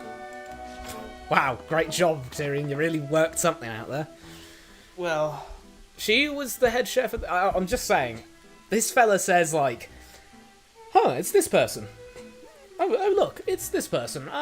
They seem to... they seem to have had a traumatic incident happen when they were 15. Yeah, it's like, he'll just throw that out there. And then he's like, I think she's distressed by her co-worker being murdered. It's funny because if we go into the log, her posture tensed at the mention of Bellwether. Yeah. Oh, she's tense because of the murder. It seems she's tense because of the murder. She was the head of the kitchen. She was close to my age. Knew how picky nobles were, and I imagined that the children would be worse. Why? Well, I mean, children are usually quite picky to some extent. Why would they be any pickier than the nobility? I don't know. I mean, yeah. I think it's a fair enough line, really, because like Okay. children can or cannot be picky. I think it's kind of up in the air. But I don't know. I guess it doesn't really matter because this is just an assumption that Tyrion's yeah, making Tyrion's anyway. just decided this is the thing. So if their cooking fit their standards, it was impressive in and of itself. What about your sister? Do you know where she is right now? I'd like to get her statement too. Oh, she's somewhere else on campus right now. If you're with those knights, we've already told them everything we know. Actually, we're investigating separately from them. I want to ask you some questions about what you saw. Sure. I'm gonna have to remember. There were so many details. What was that just now? That sounded like she was being sus. That sounded like a thought. I'll give her this spell compendium. What can you tell me about this, Miss Iannis? Sorry, I don't have much to say about that. Could you tell us what happened when your... Can you tell us what happened when you and your sister discovered the body? Right. My sister and I were heading to the west exit. We saw the professor in the nearby classroom. She was lying on the floor in a pool of blood. It really scared me seeing her like that. Angry, sad, and distressed. I'm actually kind of confused about why... I think she should just be sad and distressed. Yeah. Like, Yeah, I don't I know why she's concur. angry. Like, I know... She's angry because Bellwether makes her angry whenever she but sees Bell. She saw Bellwether's corpse and got angry. What? Whenever I see this guy, it pisses me off. Like, she's so pissed off with her. Seeing her corpse made her angry.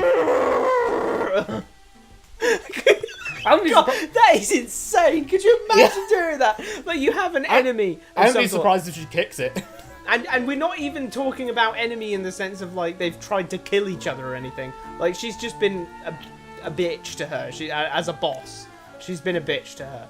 And would you really get that angry with a person that you still get angry when you see their corpse? Not happy, not sad or surprised, angry.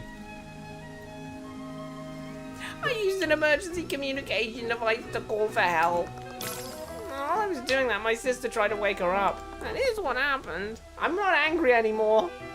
Huh. Was the professor still alive? I don't know, but she wasn't breathing, and she didn't have a...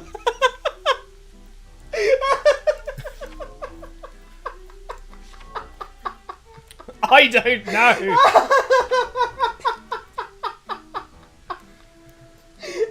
I didn't know if she was alive, but she was dead.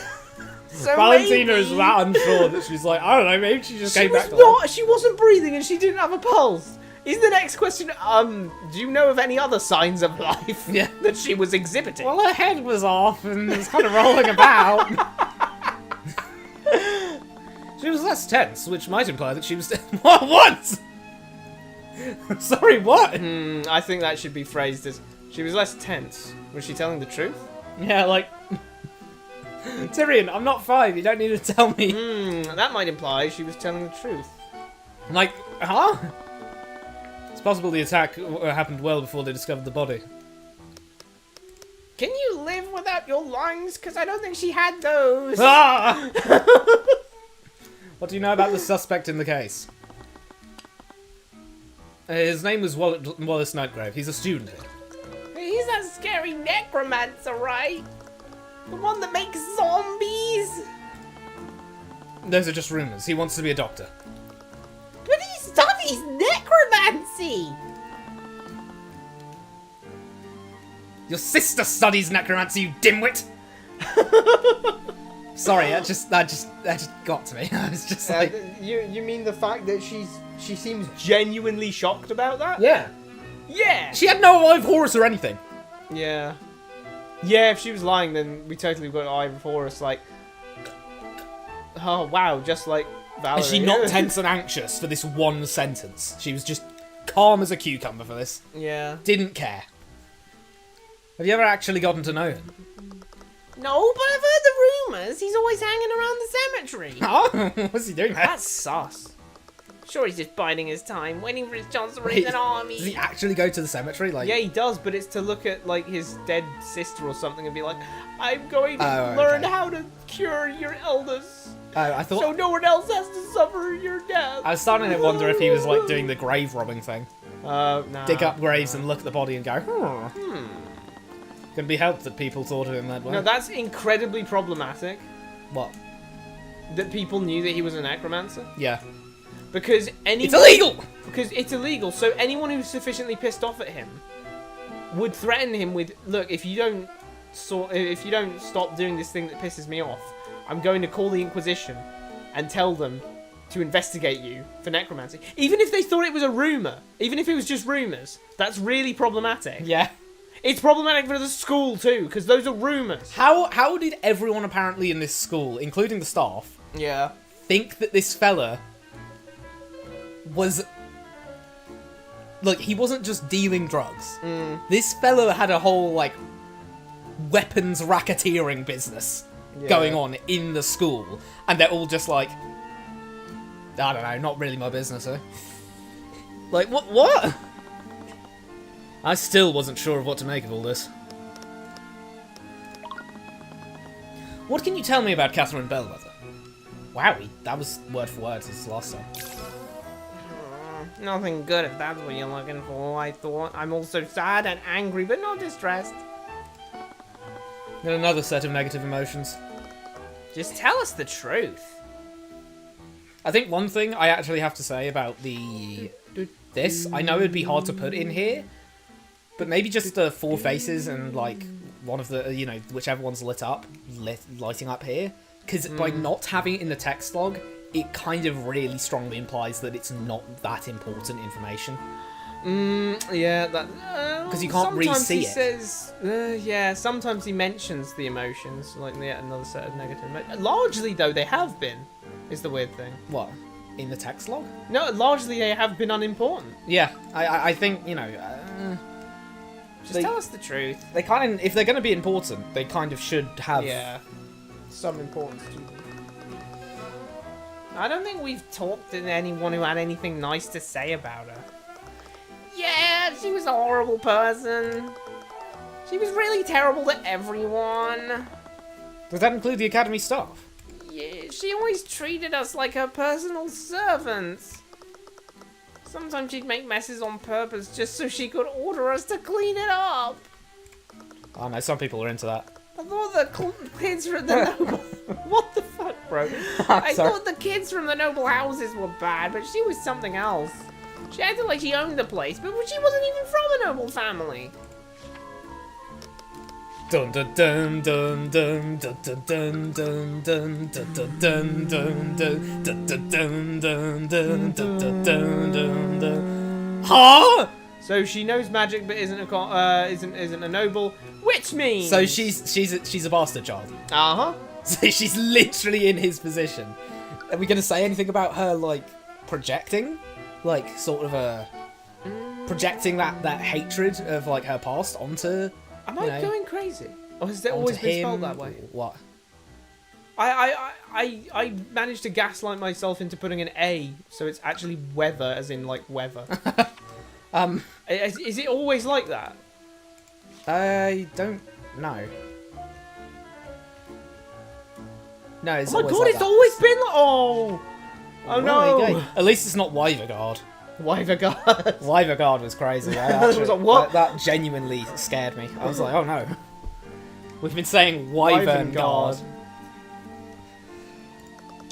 The only reason she had any power was because of her friends on the school board. How'd she get those friends? I just hope we can still keep our jobs. How'd she get those friends? How did she get those friends when she's a bastard child? Yeah, that is the important thing. Or even, if you don't want to say bastard child, commoner. Because there is a very, very heavy theme of classism in this story. Yeah, of the nobility borderline just hating masse the commoners. Is she actually William Frager's daughter? Secret daughter. Yeah. Is that why she's good friends with him? That's actually her dad?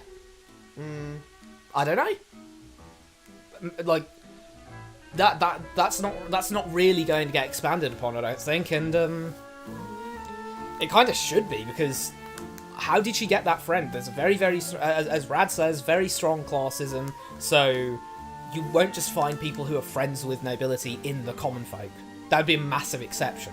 Like, no one's going to just go to the point where definitely at least Tyrion should be going, whoa, what the? She was friends with the nobility while not being a noble. Huh? Like, I mean, I guess not, because this is twice we've seen it now. Because Garrick Pierce was friends with Flintheart, Jolene, and Flintheart's sister. All three commoners. And here, another common woman. Good friends with a with a pillar family member, no less.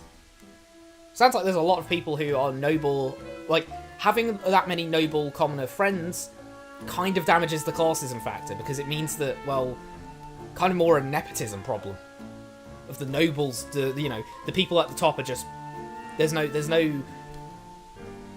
aren't being neutral with it, with their power. If they like you, they'll just, hey, I'll just spot you a couple million. It's like you just get friends with Elon. He's just like, yeah, let me just spot you like a. You're like, man, I wish I had a big mansion. He's like, all right, let me just spot you an island real quick. It's like, yeah, that's damaging for the classism thing, because it shows that the nobles individually can actually be good friends with commoners, and it's more like the governmental system, something's going wrong there. And it also means you can't have that overarching thing of the nobles are absolute demons, they're evil. Yeah. Because once again, they have friends. Yeah. Another thing is like you could separate. You could maybe separate the nobles who are okay with the commoners and live with them and become friends with them, and the ones who don't. Yep. By separating them into separate classes, though that runs into a potential risk of either the pillar families, the ones who would have all the power, being the ones who like the commoners, and thus, well, why aren't the commoners treated better, versus the minor nobles being the ones who like the commoners, but then how come Arya's nice? Yep. I mean, in any case, how come Arya's nice? Yeah. It's stuff like this that you really have to think about on a deeper level, because if you're looking at the text deeply, again, as I always say, looking at a text deeply, you start seeing the little things really count. Yeah.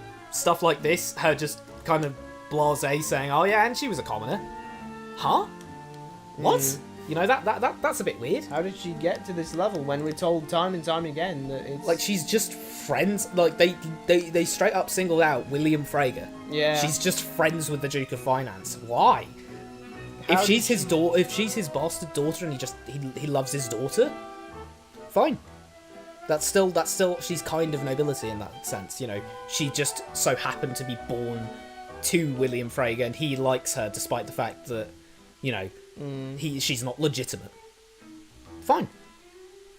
That still makes her a noble in a certain sense. But this means that she just is friends with him. What, was she playing chess with him?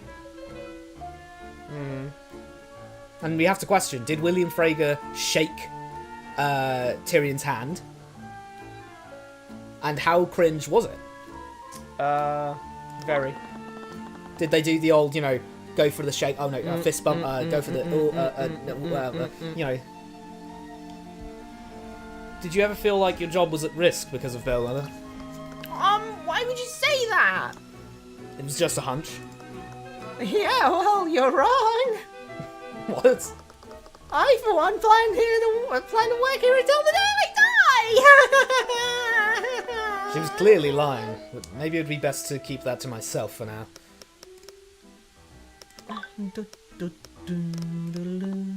Celeste, this room is close to the crime scene. Could you cast Detect Magic and scan for magical traces? Why can't I choose to do that? Womp. I just said examine. I wanted to look at the meat. It's probably to make it simpler, honestly. I understand that it's meant to make it simpler, but yeah. I want to detect magic, man. Yeah, I think this is a case of trying to detect magic in here would probably be a little too obscure. Yeah. Then again, we have the dramatic irony to help us in this case, because in this revised version, we actually outright literally see magic getting casted in this room. Yep. So even then, you'd check it just to see what type it was. Yep. If it's purple, that could be something interesting, because we know that's the type of... That would mean that her sister is now a potential suspect. Yep. Which is why we're doing this in the first place. But, yeah, I think it's a little bit too tutorialized, because we're already... You should be getting the player into thinking, hey, I need to try and detect magic everywhere. Yeah. I will fully admit that it is entirely my fault, and kind of the fact that we finished playing. Yeah. We finished playing last week, right before I was going to scan for the body. So that That was entirely on me. That was entirely on the timing. Completely coincidental. That's not anyone's fault, except mine, basically. But the detect magic here should be... If we had done that throughout, then I would have... If we'd played this straight from the area scene, I would initially be thinking, I should detect magic here. So I think you should get into the player's head, drill it into the player's head that you should be clicking that on every room, really. Just to check. Sure. Yeah, did he just say he's gone for magical... What? You swallowed the words. Did he just say detect for magical traces? Oh, well, just get out of your way, then. Before we could even acknowledge her, Valentina broke out into a sprint and fled from the kitchen. Wow, she can run pretty fast. What was that about? At least we can check the meat now. Several commonly used ingredient, like a big hunk of meat. Damn. Several commonly used ingredients were close to the cooking area. It's funny because if those were like the meat, I don't understand. Everything else is fine. Yeah. Because those Garlic, strike me onion. as like we've got lots of the garlic and Yeah. lots of the onion. Okay, not lots of the onion, but you know maybe they need to replenish it pretty quickly. And everything else seems like it would be a seasoning, Yep. Chilies. which you just pick up Maybe a basil? little bit of the basil or the chilies. You'd just be picking one or two of those things Yeah. off and sprinkling it on. You wouldn't be... So that makes sense. There's a barrel full of some sort of drink. I wonder. It's probably not lotus juice, Celeste. She's just gonna drink I was the gonna whole dunk barrel. my head into it and start slurping. There's a set of pots for cooking, soups and the like. Soups and the like. We don't Oh, we can finally find out what the stove There's is. a large cooking station here. Must have prepared the meals in bulk here. Wow.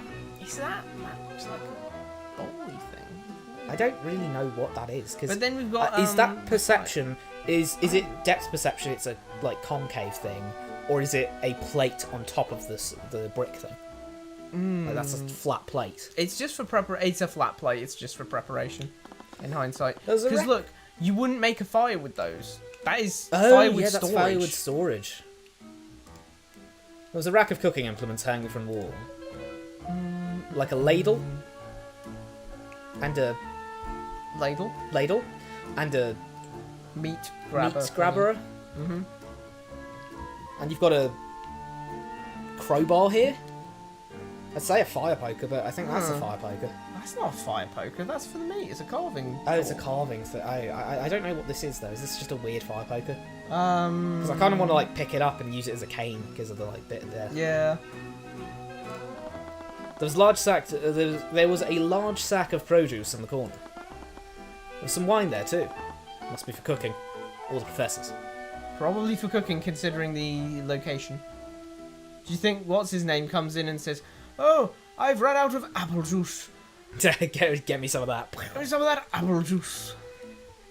I tell you what, lots of bread, but no waffles. That's a plate of bread. Probably serve these as sides to the entrees. Don't get any ideas, Tyrion. What?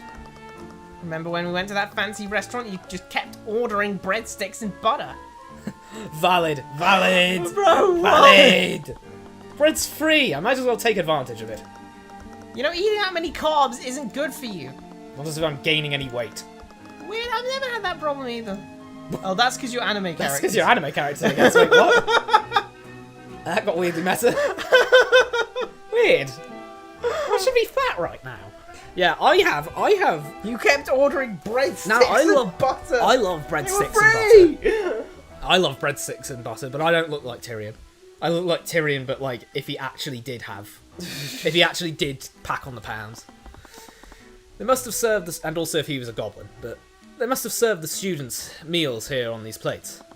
It's a shame that they had to close the kitchen due to the investigation. Bro is so hungry, he's just like me for real. I need some waffles. Repairing Arcanum. Oh well, nothing's here. What? Why isn't the bowl that had the unemulsified chicken eggs got a trace of magic on it? Well, technically that wasn't actually magic. What? Didn't she use a spell on it? No, we joked about it being magic, but that was she just did that somehow. She didn't heal the eggs to unemulsify it or anything. Oh, right. It just happened. That just happened. Through magic. Not magic. Through magic. Can't click a button. Wow. Crazy. I spotted Valentina again. She was speaking to someone in a blue-collar uniform. Literally. I'd only met her briefly in the kitchen, but there was something different about her posture. And then there was the man in the uniform. Could he be the custodian that she mentioned? As I approached, I noticed he was slouched over. He barely looked awake. Even while speaking to Valentina, he was sweeping the floor. He's good at his job, though. Yeah. All those nooks and crannies and not a speck of dust anywhere. You could You could eat food off it. You could trace a white glove over those, and it'd come out clean. However, his movements looked robotic. He was just going through the motions without any awareness. Jan, I know you're tired, but we really need you to fix the plumbing in the kitchen sinks. God damn! Ugh, someone just died. That was more pertinent than we realised. What? Well, we just that was the first mention of plumbing. Oh yeah. Yeah, no, really. We now know that they're using water stuff. So showers confirmed. Thank God for that. Thank the Scaled Lord. Thank the Scaled Lord we don't have to deal with smelly Tyrion and they're and Flynn Hot actually taking a poo outside the front door. Thank God for that. Indoor plumbing. Can't we just take the day off for once? I'm sorry, but Valentina and I still need to cook for the students. Wait, why was Valentina suddenly speaking in the third person? And why was she referencing herself and herself? Valentina and I... Me, myself, and I. Rad and I were thinking about how this scene could have been better. Someone thinks that I said that. Boom. Oh, yeah. Oh, hello. Valentina? Oh, my apologies. I'm not Valentina. I'm her sister, Valerie. Valerie Yanis. Occupation kitchen staff. Age 19. Works for the kitchen staff at the Imperial Academy. She works alongside her sister, Valentina. She's softer spoken when compared to her sister, but she also seems to be on edge due to Bellwether's murder. You trying to trick us or something? You look exactly the same. She's just confused about what an identical twin is. I remember reading about something like this before. You two are identical twins, aren't you? Yes, that's correct. Wait, this meant that she was the one who discovered the body alongside Valentina. Also, that means genetically they're identical. Absolutely. That's a surprise tool that'll help us later. Since we have you here, do you mind if I ask you some questions about what happened? I'm terribly sorry, but I've already spent a lot of time looking for John here. I'm really behind on my work, but John was already nearby when he discovered the body. I'm sure he can answer your questions. Before I had a chance to object, Valerie quickly walked away. Wait! Do you want me to go after her? I'm pretty sure I can catch up to her. No. Don't want to scare those two more than we already have. Anyways, Shot. you know, it happens less than I thought. Yeah, less frequent than I expected. But... I think they changed it. What? I think there were more back in the day. What, in original Yeah. version? I don't know, maybe I'm just tweaking at this point. Could very, very well be that was the case. Do a Control and F on the script document and notice that there's only 10 times total that it's said, and then I'll just be like, oops. Anyways, Valerie said that Jan was nearby when the murder happened. Maybe he saw something they didn't. Jan Itor. No, Hughes. Jan Etor. Oh, Occupation, that would be a good one. custodian. Age 36. Custodian who works at the Imperial Academy. He looks exhausted. Looks like he's struggling to stay awake whenever I talk to him.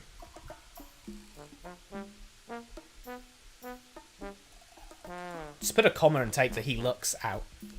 He looks exhausted, like he's struggling to stay awake whenever I talk to him. Jan, was it? Do you mind if we ask you some questions about what happened? Ugh, really?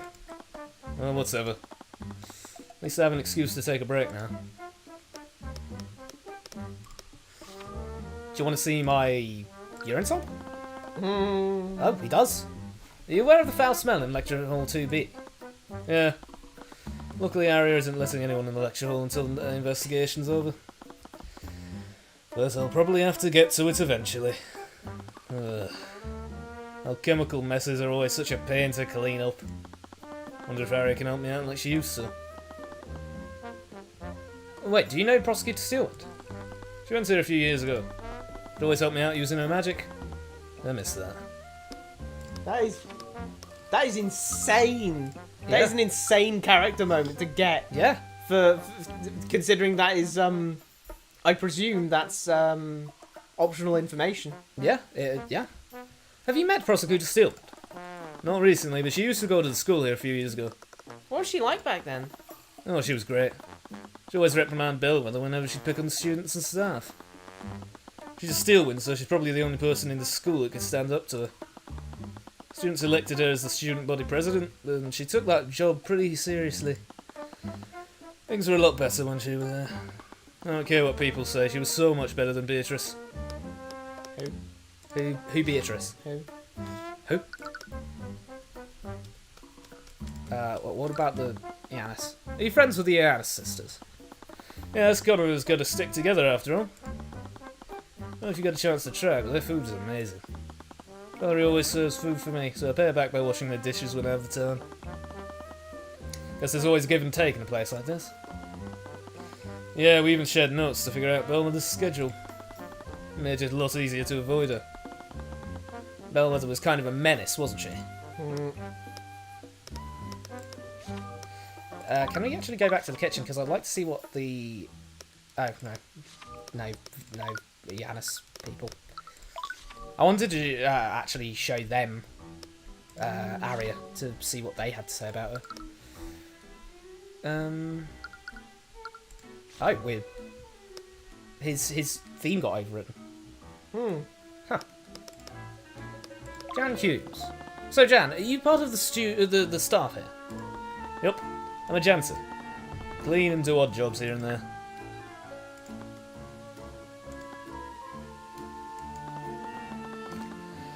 Well, apparently that's all he had to say about that. Valerie mentioned that you were close to Lecture Hall 2B before they found Bellwether. What were you doing when the twins discovered the body? I was cleaning the holes. Oh, they knocked over a vase and there were shards and dirt everywhere. And you saw the professor before the twins arrived. Yeah, like I said, she brought the vase around in the hallway. Probably 20 or 30 minutes before the twins found the body. I'd have been the last person to see her alive. Did you see where she went after breaking the vase? Yeah, I think she went over into that room over there. Jan pointed towards Lecture Hall 2B. Did you see anyone else enter the lecture hall? Honestly not sure. More worried about cleaning up the mess she made. Well, did you notice anything off about her? She was in a pretty bad mood. Honestly, that's pretty normal for her. She was walking really slowly. Didn't notice her at first, she basically shoved me out of the way. After that, she knocked over the vase, and she yelled at me to be quiet. I didn't even say anything.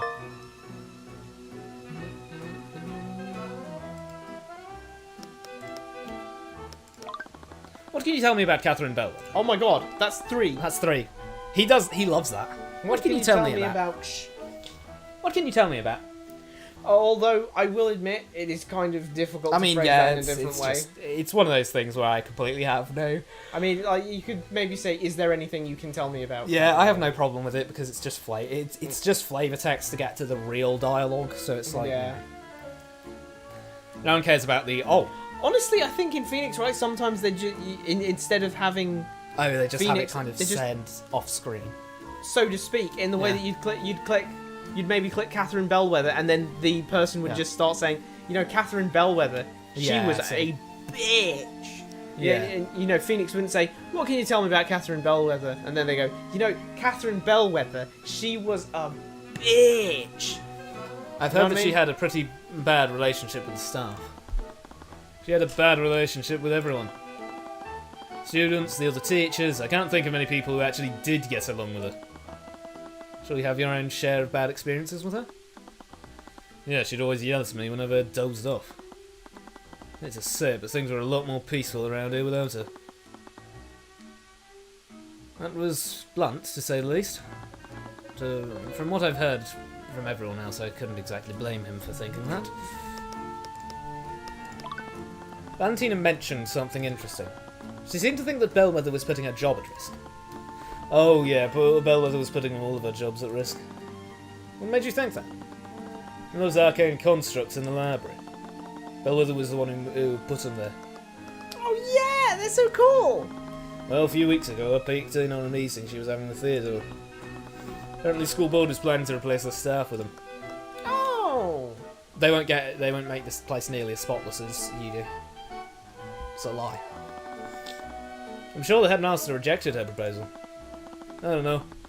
The way she was talking, it sounded like he didn't have any say in the matter. Only the headmaster should have the authority to fire the staff. I should be that confident. Don't know. All I know is that she hated having commoners on campus. Commoners like her. Yeah, commoners like her. She was about to fire herself afterwards. She was really miffed when Theodore started hiring common folk from the community centre.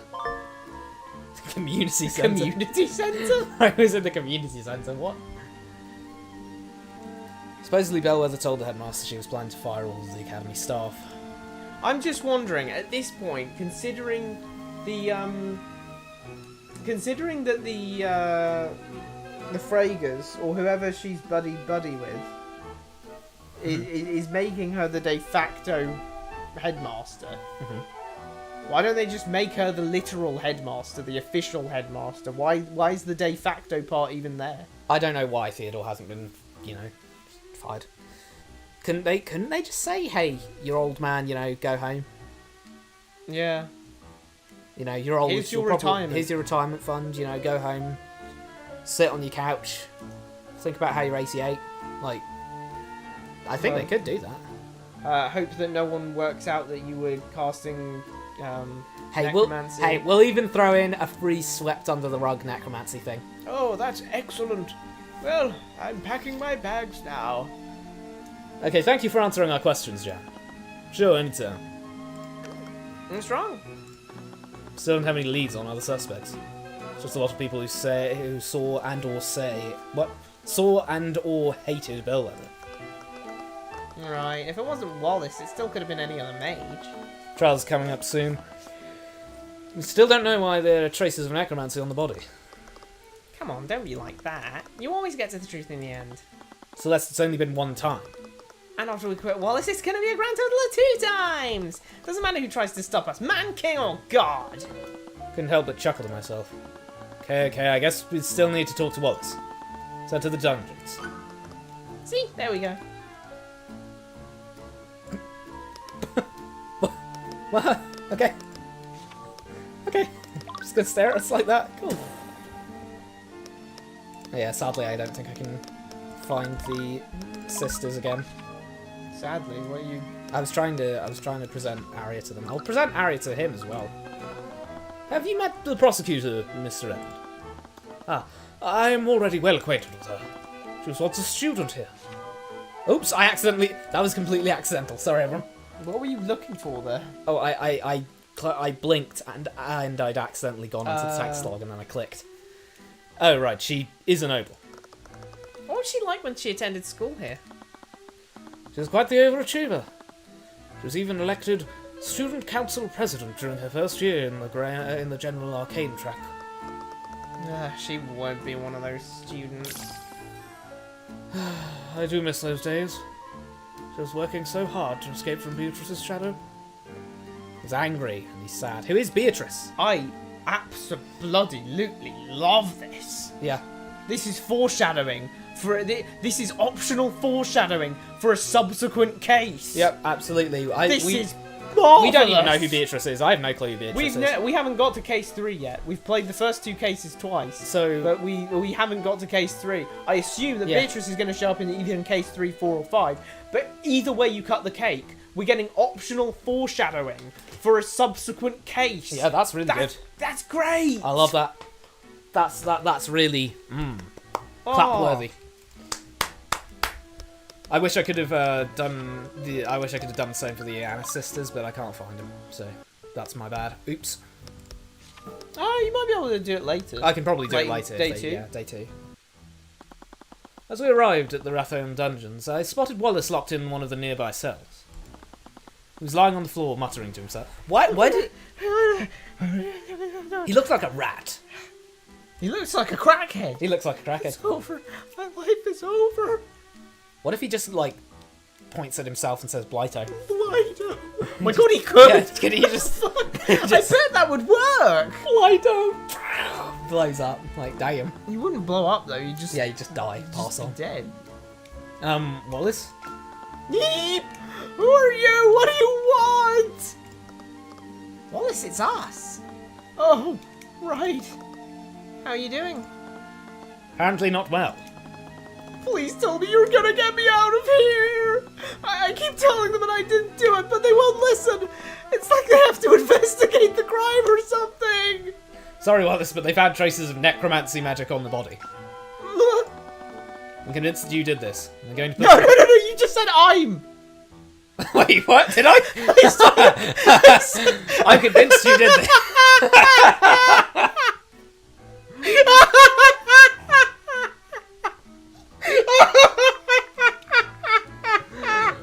I'm convinced you did this. And I'm going to push your case to trial. What? No! Are they gonna execute me? Valid. Are the walls moving? Are they closing it? This can't be happening!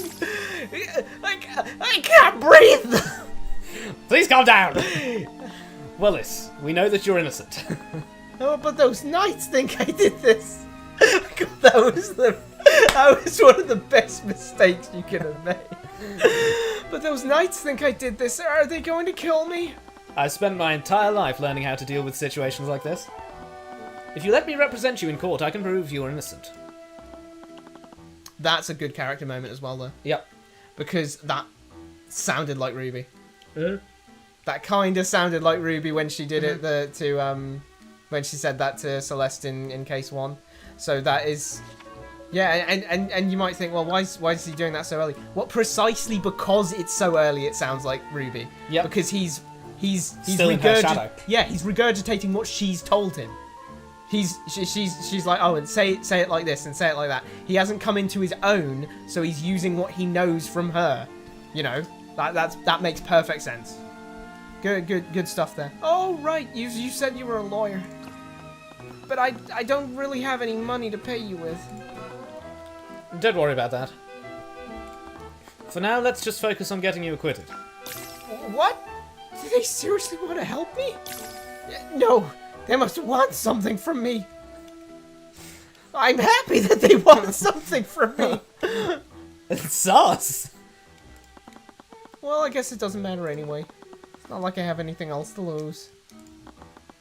Wasn't exactly the reaction I was hoping for, but at least he was cooperating. What's the worst that can happen? What's the worst that can happen? What if... I mean, I presume he wouldn't know her, but I just... What do you tell me about this, Wallace? Sorry, I can't tell you much about that. Okay. I don't understand. I was with you in the library the entire time. We did just then. I mean, I was reading a book for an hour and they convinced me that, yeah, I didn't see you for that hour, so you could have been in the... Why do they still think I'm the murderer? Because I kind of screwed up by reading a book so hard that I ruined your alibi. Yeah. They went, he says he was with you the entire time, but did you see him the entire time? Well, no, I didn't see him for like an hour, but... okay. Wallace, I'm not gonna lie. Fucking hour. I'm not gonna lie, the testimony, it's not lining up, buddy. There's a whole hour that you're not mentioning. And he's just like, no, I literally was standing next to her! Did he try and get your attention ever? No, I don't think so. At least, Miss Celeste, Miss Celeste, just there the entire she hour. is just ignoring him completely, like he's not even there. It makes no sense.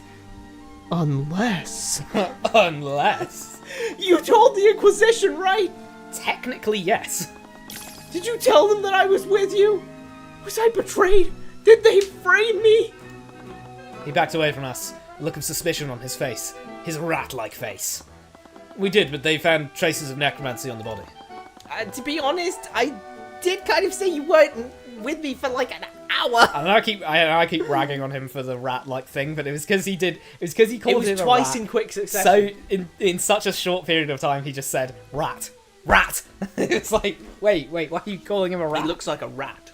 And it was looks like immediately a after. rat. It was immediately after the other guy who was rat-like as well. Yeah. It's just like, why are we calling everyone rats now? It's because they believe that Bellwether was murdered with a necromancy spell. He seemed to get even more tense, something I didn't even think was possible. Eris had mentioned that his studies were something he liked to keep to himself. I need to be delicate. Wallace, we heard about the type of magic that you'll study. Don't worry, the headmaster explained it to us already. You just want to use necromancy to become a doctor, right? That's why you learnt point kill and illegal spells without asking the government, without petitioning the government to allow you an exception. I think what you're doing is really respectable. Apart from the point kill. It's nice to see a dark school of magic being used as a force for good. What? He hasn't actually done anything good with it yet. Not to mention, I don't think he's ever going to I'm find not- a good use for a good point use for kill. point kill? Yeah, I don't think he's gonna find a good use for point kill. What? No! I want to use it for evil! I mean, it's because of Wraithbound, those stupid books! You've got it all backwards! The first time I saw some genuine rage from him. He stanced up, as usual. You've got it all backwards! I'm using a light school of magic for evil! Oh, damn. Real necromancy has always been about healing! Basic necromancy is a bit. Basic necromancy has always Okay, been about healing! So you do not consider this to be real necromancy then, right? Because this is not a healing spell. Yeah, that is a murdering spell, unambiguously. If he recite, he's just going to be like, no, if you recite it in reverse, then it instantly revives anyone. It's like, wait, what? But because of garbage like Wraithbound, the public keeps calling for necromancy to be outlawed. It is outlawed. Okay, question. There's loads of healers, we've already established that. Does the general public know that that is the case? Or are they actually advocating for healing magic to be outlawed? Because like you just said then, necromancy is in like point kill and raise zombies, that's already outlawed. You can't even learn those spells. Yep. What he's got there in his compendium is an illegal spell. Mm-hmm. But, He has illegal knowledge. yeah. So, what do you mean, Wallace? Because it's already outlawed, and what isn't outlawed is just useful. It's too useful. Like, being able to heal people is too useful. Yeah. Oh, thank you for saving my son. Yeah, I did it with I used necromancy. mend wounds. Boom. And then she just looks at him like, Did you turn him into a zombie? like, what? No, she's going to be like, thank you. And then he's going to go, well, I used a necromancy spell. And she's going to go, okay. Wait, healing's necromancy? Oh, actually, that's a fair point as well. What? Well, if it were the case that everyone referred to healing magic as necromancy, necromancy would start to mean healing. It would start to mean healing, yeah. So it wouldn't be strange for the healers to come and use necromancy to heal your person, because that's what you do. That's how it works. It just You changes use the meaning of the word. Just changed necromancy to mean healing magic. So that's also a little strange. You don't, well, I mean, you know, it's like, even if there was someone who even if there was some evildoer who was using necromancy for a bad purpose, we'd say he's that evil guy. We wouldn't say art is a dark path. Because no, he that what, you know. It was just, he was doing that, but he is evil, you know? I think calling it garbage may be a bit much. The nobility paid Corin Bloomvale to write stories about evil necromancers. He was such a sellout. Tinfoil. Witches are magically impossible, but people still just believe that nonsense. Okay, you're gonna have to explain to me real quick what is and what isn't magically possible. Yeah. We still haven't got that. We haven't got the talk. We haven't had the talk about what is and what isn't possible. Why would liches be impossible when we have arcane constructs, raising people from the dead, point kill, freeze the ceiling, create water from nothing, prestidigitation, the most powerful spell of all. Oh, of course. And, among other things, honestly, teleportation. Yeah. That man single-handedly threw the study of necromancy back into the Stone Age! You know, when no one had been given magic by the... That man! Oh, no, not another Guilty Gear reference. Another, like there's been one. Yeah, before. like there's been one this stream. We haven't had one this stream. Now we have. So there's an equal amount of Guilty Gear references to Waffle references. Actually, no. Fair. There's an unequal amount because you mentioned waffles on the bread thing. I had to temper myself. He was clearly passionate about this, but I'll admit it stung to hear him talk about my favourite book like that. Maybe we should talk about something else. I mean, Wallace, is it badly written or is it like badly written? Well, the Like, problem is is, it he something thinks that's- it's bad with a capital B. He thinks that it caused a negative change on humanity by virtue of the fact that they took necromancy was then henceforth seen as unambiguously evil. You know, like you could just point at someone and kill them or something like that. Or like raise zombies, like so that you could like kill people with dead relatives and stuff. They're like, come on, You know, man, something that's like liches. Like, I mean, those are magically those are impossible. magically impossible, whatever they are. The reason I have to refute what he's saying is because it is good for these things to be outlawed. Absolutely. As I previously mentioned when we were talking to Theodore, anyone randomly having access to necrotic blight could, and I genuinely believe this. Exactly. I would say with chest that anyone being able to learn that could potentially destroy society. Yeah. I mean, you can't do anything with this. You can't walk out the house without fear of someone being able to... You'd never know if someone was capable of killing you with a point. Yep. You can tell. If you're in a crowd of people, yeah, you could literally just take your hand a little bit out of your pocket and point, Blighto, and then walk off. And then even then you might say, oh, well, we have concealed carry permits and handguns that can be concealed. You know what can't be concealed about the gun? When you take it out. Yep. When you take out a gun and point it at someone, you're saying that you're going to kill them. You need a permit. When someone points their finger at a person, you don't know if they're going to kill them. One, you need a permit. Two, You'd have to start pointing with your pinky finger instead of your index finger, because at least that one can't kill people. Yeah, literally. Like, if I'm pointing, I'm saying, hey, that guy over there, Blighto. So, you know, you're like, what? So yeah, no, this could easily destroy society. This could destroy everything, because you haven't put a cooldown or anything. You don't need to be concentrating. Oh, here's you can another thing. Literally lackadaisically just go, Blighto. Here's another question. How long does it take to learn it? I would cite Celeste learning multiple spells. Oh, but she's an exception. Okay, yeah. Level with me here. Arya was surprised that she learnt multiple spells in a day. Yep. This means that it wouldn't be uncommon for a person to learn a spell in a day. Yeah.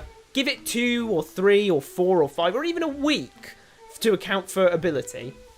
You could learn how to point kill in a week. Generally, you shouldn't be giving more access to deadly weaponry to anyone, really, because if you give it to anyone, then you have the deeply unsettling fact that someone who's just a little bit not all right in the head will do hilarious amount of damage to people. And Blighto would do more than any gun. Stand on a hill, stand on a hill miles away. Blighto, It doesn't have a range. Yeah. It doesn't have a range. I could like drive over to a hill, just go Blighto, and I'm just massacring thousands in a city. Yeah, if you wanted to do some damage to a crowd, it wouldn't even matter that you were standing far away. You'd just be able to do that. You could be in a bush and no one would see you. Crowds would have to be like outlawed. You couldn't be in a crowd because, you know, they'd have to build like big. Everywhere would have to be built really high with skyscrapers and shit, so line of sight couldn't be drawn. Yeah. Anyway, I understand you have reservations about talking about your magic, but in order to build a case for you, we'll need to present your spell compendium to the courts. I don't have one. Eris already told us about that. That's why she gave us a blank one for you to attune to. Do I have to? It would be extremely difficult to defend you without your compendium. It's a core piece of evidence. Okay, I'll attune to it.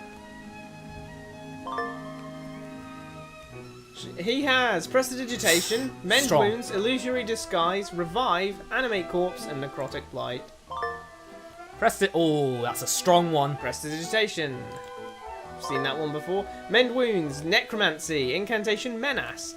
Gesture, place hand on target, duration 1 minute, concentration, no. Heals the wounds of the target over the casting time. Wounds on the target are magically healed without leaving any scars or bruises.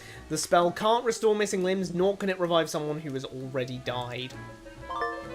Illusory Disguise, it's an illusion spell. Incantation is Illusio. Gesture, none. Duration 1 hour, and concentration, no. Places an illusion on the target to completely change their visual appearance. The disguise moves with the target for the duration. The disguise can make the target look 1 foot larger or smaller. Elements hidden by the spell are made invisible, and elements created by the spell are purely visual. You cannot make physical contact with them. Revive. School is necromancy, of course. Incantation is vivify. Gesture, none. Duration, instant. And concentration, yes, it requires concentration. Floods the target with life energy in an attempt to resuscitate them. It does not heal wounds sustained. Results aren't guaranteed. It cannot resuscitate someone who has been dead for more than a minute. So it's more like magical CPR. Yeah. Animate Corpse. A lovely sounding Lovely spell. It's a necromancy spell. Incantation is Necros. Gesture, none. Duration 8 hours, and concentration, no. Reanimates the target using life energy, creating an undead minion for the duration. The minion follows the caster's orders, but its intelligence is limited and it cannot speak. The minion can end the spell prematurely, but will only do so if ordered to by the caster. Once the spell is ended, the undead will return to being a dead body. 8 hours of having a corpse. And afterwards, it doesn't say you can't just do it again. You can only fully control someone for 2 days. 2-day mind control, try to lose. Understood why he was studying this type of magic. I don't. I genuinely... Why did he learn point kill and animate corpse? He's like, if I combine these two, it'll be awesome. Point kill and animate corpse. Mend wounds, fine. Prestidigitation, sure. I guess, but like if he was explicitly trying to use animate corpse and trying to revive permanently on animate corpse, yeah, something like that, I'd be like, okay, it's a bit morally ambiguous, ethically ambiguous to be reviving people like who are long dead and stuff. But Necrotic Blight, why did you learn this? Wait, did he have it in his inventory? Yeah. Yeah, click his. Mend wounds illusion, brother. Yeah, Necrotic Blight, he does have it. He does have it. He learnt point kill for no reason. He just was like, yeah, that one seems chill. It's a little terrifying to know spells like this even existed. Honestly, yeah. Sorry, a long time ago I showed my compendium to someone. I don't want to hear about that. After she saw my necromancy spells, she told why did I show her my illegal spells? Wow. She told everyone in the academy. Maybe I shouldn't have told her that I have illegal spells. Wow, so everyone knows that this guy has massively illegal spells. And yeah. The police aren't on him. That's when Professor Bellwether started coming after me. That must have been difficult for you. After that, I didn't really talk to anyone. What about Eris? Yeah, I guess Eris was there too. What? Damn, what the I mean, fuck, I guess he bro? was there too. Seemed like a difficult time for him. I wonder he had so much trouble remembering. Something similar happened to me after I left my hometown. Yeah. Oh, 3 more shows. 3 more, wow. Well, Yeah, that's gonna be about it for now. Hopefully next time we'll get to the trial. yeah, I think we actually will get to the trial next Yeah. time. But, Thanks very much for watching. Leave a like if you liked the video. Comment if you have something pertinent to say. If you're just going to say something stupid and useless, don't bother. Just kidding. Please do that That's as well. crazy. No, yeah, but I would love to I'd love to reply to a comment. yeah, we'll heart every comment that gets posted. Every comment. Yeah, haven't you seen them? Well, you know, put a little pin on it. But I'll just comment it. I'll just comment under it and say and say the answer to the solution. What if you put 2 + 2, I will go into that comment and say 4. Yeah, but yes, thanks for joining us for this episode. We will be back next week at the same time, 1 to 5 p.m. BST. And of course, we will have another stream tomorrow, 7 to 11 p.m. BST. That is the Monday for our Fire Emblem 3 Hope stream. Yeah, join us for that if you feel like it. Subscribe if you enjoyed and want to see more overanalyzing of game stories. Tell us any game story that you want analysed, because goddamn do we like overanalyzing game stories. But yeah, that's about all there is to it. So, ciao.